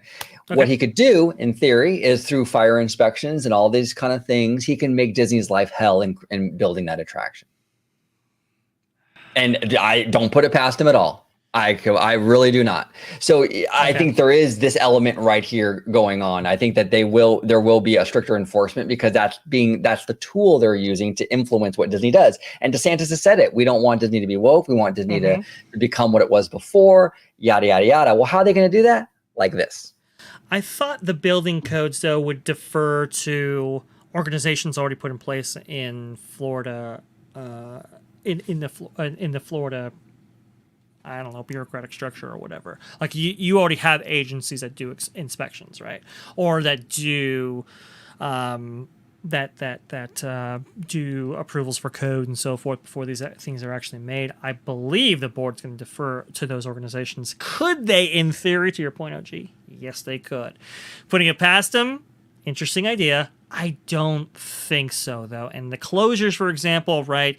A lot of this stuff is kind of grandfathered in, and there are legal implications and precedent-setting implications with doing stuff like that. So I don't envision that myself, personally. Could they? Yes. Will they? That's another story entirely. Yep, absolutely. Modern Mouse says here, people are talking about the new film Wish being non-woke or woke, depending on who you talk with. Yeah, exactly. Right? Have we gone so far off the deep end to where even without marketing, we push the socially? Yeah, no, Modern Mouse, absolutely. We have gone so far off the deep end. The film's not even out yet, folks. Like, how do we get a clear understanding of woke and not woke if the film's not out? You know? Well, and yes, and but the left and the right, they throw these words around so willy-nilly. But woke just isn't having a person of color in a movie. That's not necessarily woke. Okay. Yeah. So like just really because have to have a definition for woke, actually. I got to work on that, and I'll apply Right. it towards other things and see if it, but go ahead. Sorry. yeah, no, but it's just because she's a person of color. No. That doesn't automatically make it woke. No. That's ridiculous. Are the prequels woke? There's people of color in the prequels, Star Wars prequels. Are they woke? I mean, hey, come on, that's Was ridiculous. Empire Strikes Back woke? I mean, Lando was a main key feature character there. Right. That's something. What exactly? Uh-oh. You know, what exactly in that trailer was woke? I don't know. That's a weird. But you're right. We have gone off the deep end. I mean, there is this like rush to like just auto hate or auto love something based on what we think is going on. It drives me nuts. It really does. Modern Mouse. But overall thoughts, Dre, on this whole thing? Yeah, it's unfortunate because the company had previously taken such a kind of political position when it comes to the creation of their films and so forth, and the kind of messaging they want to have surrounding the company, their films, their products, and so forth. And so people, I think, are interpreting instinctively, oh, well, this is something because it's coming out of this studio or this company or whatever. And things do change, folks. So you really do have to judge this content on a case-by-case basis, as we might be in a transition period of change. Absolutely. Modern Mouse says, I sell OG55 merch on the black market. Sorry, pal. Oh, Yes. man. Uh-oh. Do we have to trespass Modern Mouse now from the OG55 studios? We might have to. We'll have to do it. Nice. We love you, Modern Mouse. Modern Mouse, by the way, has been on the channel before. Oh, nice. On Story Geeks. But Modern Mouse, I know you're into theme parks. If you want to come on talk theme parks with us, you're always welcome. Invitation's always open, brother. Please do. Matthew Murr here says, do you think the lack of legacy Star Wars focus is a Kennedy exclusive thing? Ooh, that's interesting. Is it Kennedy exclusive?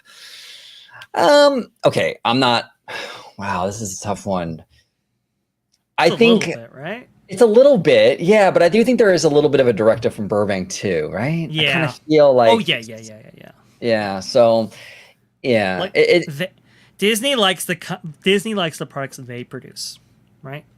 Not necessarily the ones they have bought.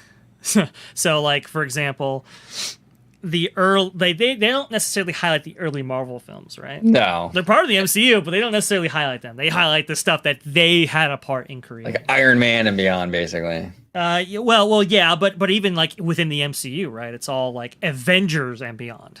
Oh, that's true. That they participated in. So it's it's one of those things. It's people are biased towards their work. It happens in all industries. But like I said, like WDI, right? They highlight, oh, look at Pandora, look at Star Wars Galaxy's Edge, look at all this, look at Race Wings Racers, for example. It's like, that's great, but you understand that there are other portions of these parks that are worth highlighting. It's like, but from the standpoint of somebody who created them, it's like, but we didn't create them. So, right. A generation before us did, or so forth, right? So we kind of inherited it, that kind of thing. Exactly. And Elizabeth Gates, friend of the channel, she says here, do you think Iger would leave while the DeSantis issue is ongoing? Well, I don't think he's going to leave before the 2 years are up. So we still have a long time with Bob Iger. Like we still have quite a long time, like a year and a half pretty much with him still there. I would think, and again, I'm not a lawyer.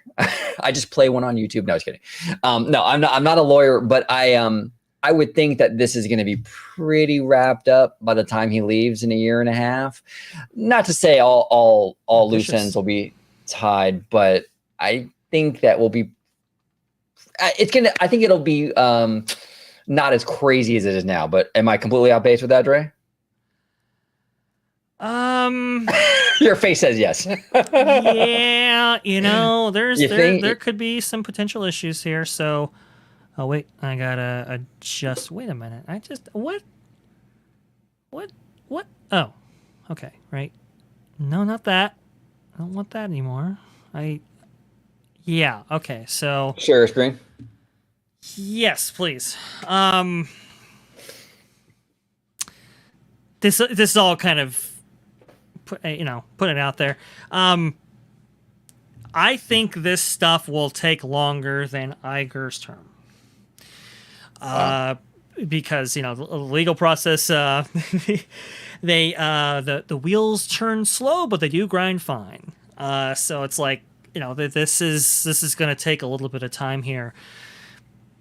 The question is how long this is actually going to last, because there's two things happening at once here, right? Iger is scheduled to leave 2025, is that right? Yeah, 2025. Okay. Well, DeSantis is potentially running. From all indicators, this is still going on here. I can't believe it myself, but he's going to be running for president here in 2024, right? This was actually just passed via the through the legislative halls of Tallahassee here. This is, let's see, Senate Bill 7050, and you can see right here, persons seeking office of president or vice president of the United States. They are amended from the restriction on individuals qualifying for public office that they have to resign first. So normally, if you were a Floridian politician and if you were running for another seat, let's say president in this case, you'd have to resign from your post first to do that. They just passed some legislation that amends it so that somebody running for president doesn't have to resign from their current post. That's really convenient, isn't it?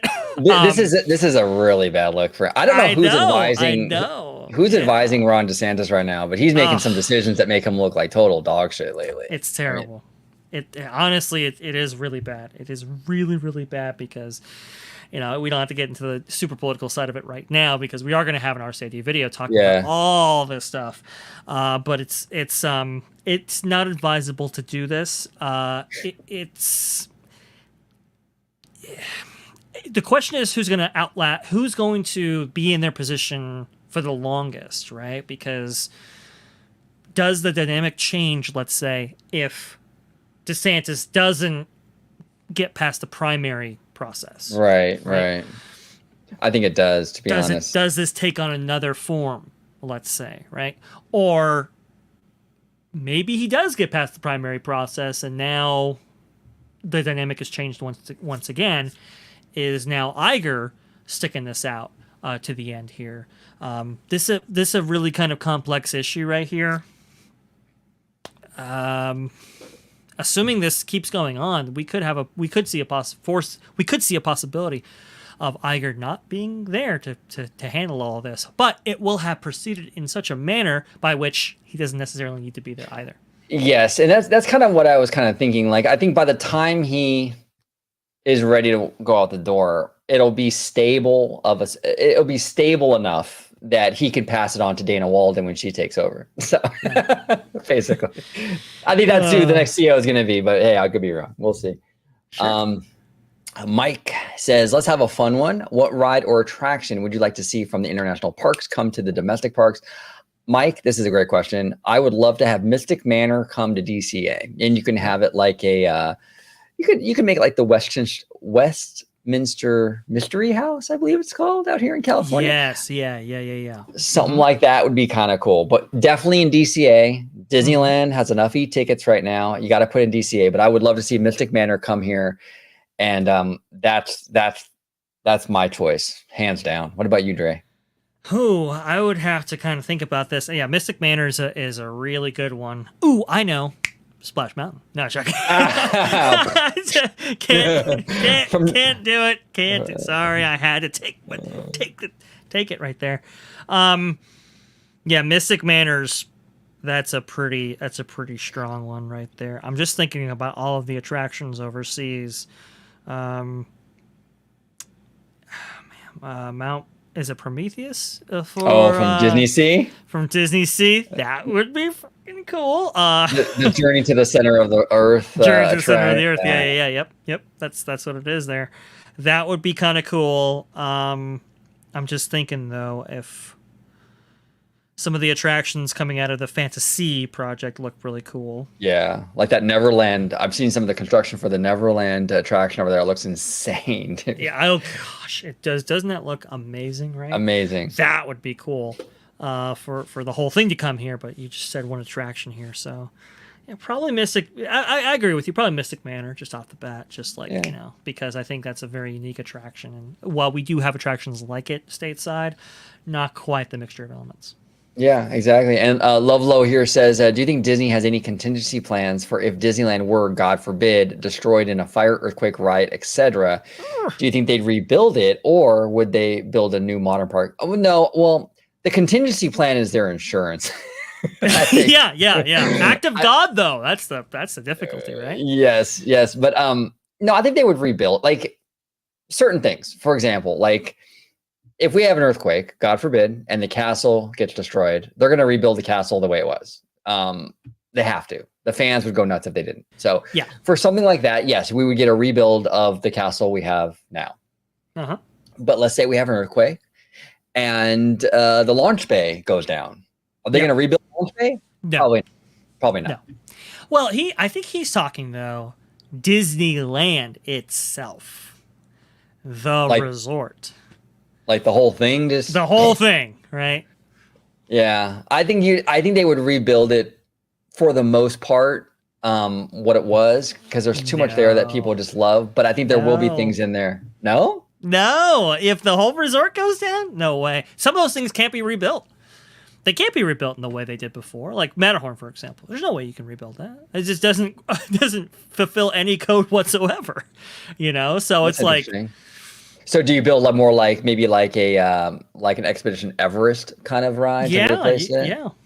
That would be interesting. Yeah, that's wild. You redesign the park from scratch to reflect that. But here's the other thing, though, too. If you lose the entire resort, right? Do you build an Anaheim again? That's a really big question. Well, because you would have people courting you from other cities going, you build it here. Right? That's a tough one. That's a tough one. I think they build a new modern park. I don't foresee. You think we get like a Shanghai Disney kind of style park? Something like that. With heavy like Avatar land and a Toy Story land and right? Really, you really think they'd go that route? That's interesting. I think so. Because yes, there are attractions that people love, but I mean, I don't see them recreating some of this stuff. I really don't. That's why Disneyland is really special, because some of those things, those are lightning in a bottle type attractions that only exist in the time period that we are in right now. Right? Yeah. Well, God forbid if anything happens, I don't see them doing it. Partially because they can't. Right. Yeah, that's interesting. Yeah, Matterhorn's an interesting one because that was kind of grandfathered in, but now if it's gone, you have to rebuild it. Now you're under a whole new set of rules. Right? Right, yeah, exactly. You rebuild the castle, for example, right? You can't rebuild it in the way it was with like an interior, right, where you walk up, and you can't do it that way anymore. That would not be approved. There's no way. There's no ADA access and all that. So it's like... Oh, interesting stuff here. Right? And part of the charm about Disneyland is the narrow little walkways and how charming it is. Well, in a modern world where people are bigger and there's more people going to this park, do you build those little narrow walkways? No, not at all. Look at DCA style, just wide open. Well, look at Star Wars Galaxy's Edge, for example, right? That the way things are laid out there, the pathways, the ramps, and everything like that, it's all specifically laid out there. Yes, it is incorporated into Disneyland, right? But it's built very different than Disneyland is. So you can't do it. OG, you can't do it. Well, thankfully, Lovelow, that hasn't happened, and it's unlikely to happen. So that's a blessing. SR says, isn't Wish based on a Moorish girl in Spain? Moors invaded Christian Spain and ruled over them until the Reconquista. I am not sure, SR, and I definitely have to look into that. That's interesting. You might be onto something, though, because some of the names in this movie sound very Spanish. I believe it's the Kingdom of Rosas, I believe. The villain is Magnifico, I believe his name is. This is off the trailer, so I'm trying to remember. But very Spanish influenced style names and stuff. Maybe you're right on that. I'll have to get back to you on that one. Do you know, Dre? I don't know offhand. I there's definitely a Spanish influence there for sure that I can see. And as you point out, OG with the names and so forth, there's definitely, it's in there. I don't know though. I really don't know. I as kind of a European Spanish setting though, classical would be a great place for it. So we'll do some research on it. We'll figure it out. Yeah. Michael Wolfson says, would using Tomorrowland Theater help promote Disney Plus content? Well, it would. And actually, they do this on the cruises. When I went on my cruise recently, the theater in that cruise and on that ship at the time was playing the live action Pinocchio. Yeah. So, I mean, they do it on the cruise liner. I don't know why they don't do it here at Disneyland. Maybe staffing, I'm assuming. They don't think. But you remember they used to do this, right? When we had the Bugs Land Theater, the Muppets Vision 3D Theater, and Tomorrowland Theater, when they were all kind of up, operational and going. They used to put in like little trailers there for upcoming product for the studio, for example, right? That would be a great platform by which you can produce maybe trailers for Disney Plus content and so forth. I do think they should be leveraging that a little bit more, because those trailers and stuff like that got me to go see those films, in all honesty. Like the Maleficent trailer, the Tron experience, right? The Electronica, right? With that trailer that was in the Muppet Vision Theater. That was so dope. That got me to see that film for sure. Opening night, Path of the Jedi, right? That highlighted the Star Wars, universe of films, right, for each subsequent release in the sequel trilogy era. I thought those were really good. I think they can, but unfortunately they don't, and I don't quite know why. Yeah, interesting. Our next question comes from Modern Mouse. This is an interesting question. Modern Mouse is asking, Disney's relationship with Anaheim as of late has been good, with Imagineers meeting with people to explain the Disneyland Forward project, which we did a video on that. For those at home that don't know, we did a video on that whole Disneyland Forward event about a week or two ago, where basically, just to give a little context, basically Disneyland, Disney is kind of meeting with the community to explain what they want to do with Disneyland Forward, to sort of gain public support for this Disneyland Forward initiative. So just people at home that aren't familiar with it, that's kind of what it is. Sure. So Modern Mouse goes on to say, should they do the same in Orlando now? Necessary? Well, Go ahead. I was just say, I could definitely tell you the relationship over there in Orlando is not good right now. That's a bad situation. And maybe they... See, here's the thing. They're kind of doing that already, though. That's what I was going to say. They're just conducting that right now, just in a different way. Yes, they're doing that right now. When Bob Iger got in front of the shareholders at the annual shareholder meeting and said, we're investing $17 billion in Walt Disney World, that was a shot across the bow to DeSantis. We're investing $17 billion. Why are you doing this to us? Go ahead, Drew. No, yeah. Yes, that his comments at the shareholder meeting was the start of this process by which you not only fight in the court of law, but you fight in the court of public opinion. And I will say, folks, the court of public opinion shapes and influences the court of law. That absolutely does happen. So it's a multi approach that Disney's engaging in right now. They have all their media allies creating a narrative by which people consume the story, and through that consumption really does shape people's opinion on that. That is going on right now. So just like the local outreach effort with Disneyland Forward, where they would, reach out to the community and kind of involve them in the process and so forth, and create good public PR for the company's interest in Anaheim, they are doing something very similar, but done in a very different way when it comes to the PR game for the public consciousness surrounding this issue, specifically targeted towards Orlando and other areas. Yeah. Now we are pushing 2 hours. Yeah. So this will be the last question. This has been fantastic, by the way. We definitely have to do more live Q&As. I love these. So Elizabeth Gates here says, do you think it's smart or confusing to have the movie be Wish and the latest cruise ship be Wish when the ship isn't in any way themed to the movie? Elizabeth, that's interesting. That's an interesting question. I don't think it's too confusing, because Wish is a very generic kind of thing. I think we're okay. I think people will understand that this is a movie and that's just the name of a cruise ship. I mean, hey, maybe I'm overestimating the general public, but I think we'll be okay. But what do you think, Dre? From now on, we have to say Wish 2023 in order to distinguish it from the cruise liner. No, I think it'll be fine. I think it'll be fine. In terms of the company's portfolio, it can be a little bit confusing, but people don't really think like that. You know, they because the product line is so different between the two, you're gonna be good. You're gonna be okay. Yeah, I think you'll be okay. It's like saying should we make Beauty and the Beast because we already have a movie with Sleeping Beauty. Is Beauty gonna? I think we're okay. I think we're okay. I think we're all right. Yeah, and then last comment here, Jay Nathaniel Carter says, love the long format lives, Q&As. Well, thank you, Jay Nathaniel. We appreciate you, and we love doing them. So thank you for joining us.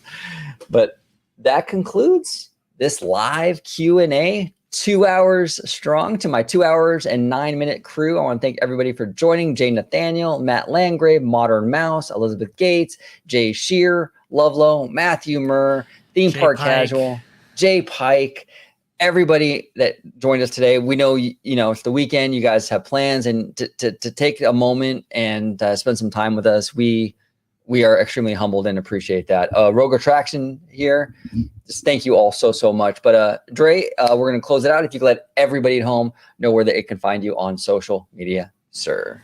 Best place to find me is going to be at VashSky on Twitter. It's right down there. Just go ahead. Type that in, just as it's presented right there, and it should pop up for, as Christine Waysons McCarthy would say, for all the robust discussion right there. And if you want to see me, well, it's going to be on the channel you're watching right now at Orange Grove 55. We have some amazing shows in the pipeline. I can assure you folks, they're coming. Some would say tremendous shows. Okay, the best. All right. Just ask Sean Hannity. He would say, best show in the business. No, joke. It is no endorsement there. We have some amazing shows coming up, folks, coming from, Citrus Corner with our good dear friend and brother, George. Yes. By the way, shout out to George. He's battling a cold right now, brother. You got this. Beat that thing off, man, and get well soon. Beat that thing off. That sounded really bad. That could have been worded a little bit better there. Yes, folks, we only have high-class stuff on this show. There you go, right there. What I meant to say was fight that thing off and get well soon, George. Sorry about that. Yeah. Family show. There it was. Noah, right there. Take care, guys. Well, you take care, Noah. But no, seriously, definitely subscribe in order to see all of our shows, such as Corner, Story Geeks with Jay, Orange Grove 55, Orange Nerd, and my own Freshly Squeezed, your source for juice, news, and info, squeezed fresh right from the Grove. Thank you very much. There we go. And I think Jay Nathaniel has given us a little bit of a hint here. Hold on one sec. We'll do it live. It. Do it live. I'll write it and we'll do it live. Thing sucks. That's awesome. Right. That's awesome. And our rate specialist says, wow, I never thought of doing that for a call. Man.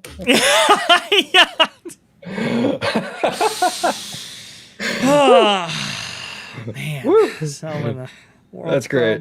That's great. Thank you all so much for watching today. Comment down below. We'll do another Q&A soon. If you have a question for a future Q&A, by the way, put it in the comment section down below. We definitely pull from the comments. We read all the comments, and it might be part of a Q&A. It might even be its own video. I mean, sometimes we feature a question on an entire segment or a video. So definitely comment down below. Thank you all so much for watching. And as always, have a wonderful, wonderful day. Bye-bye, everybody.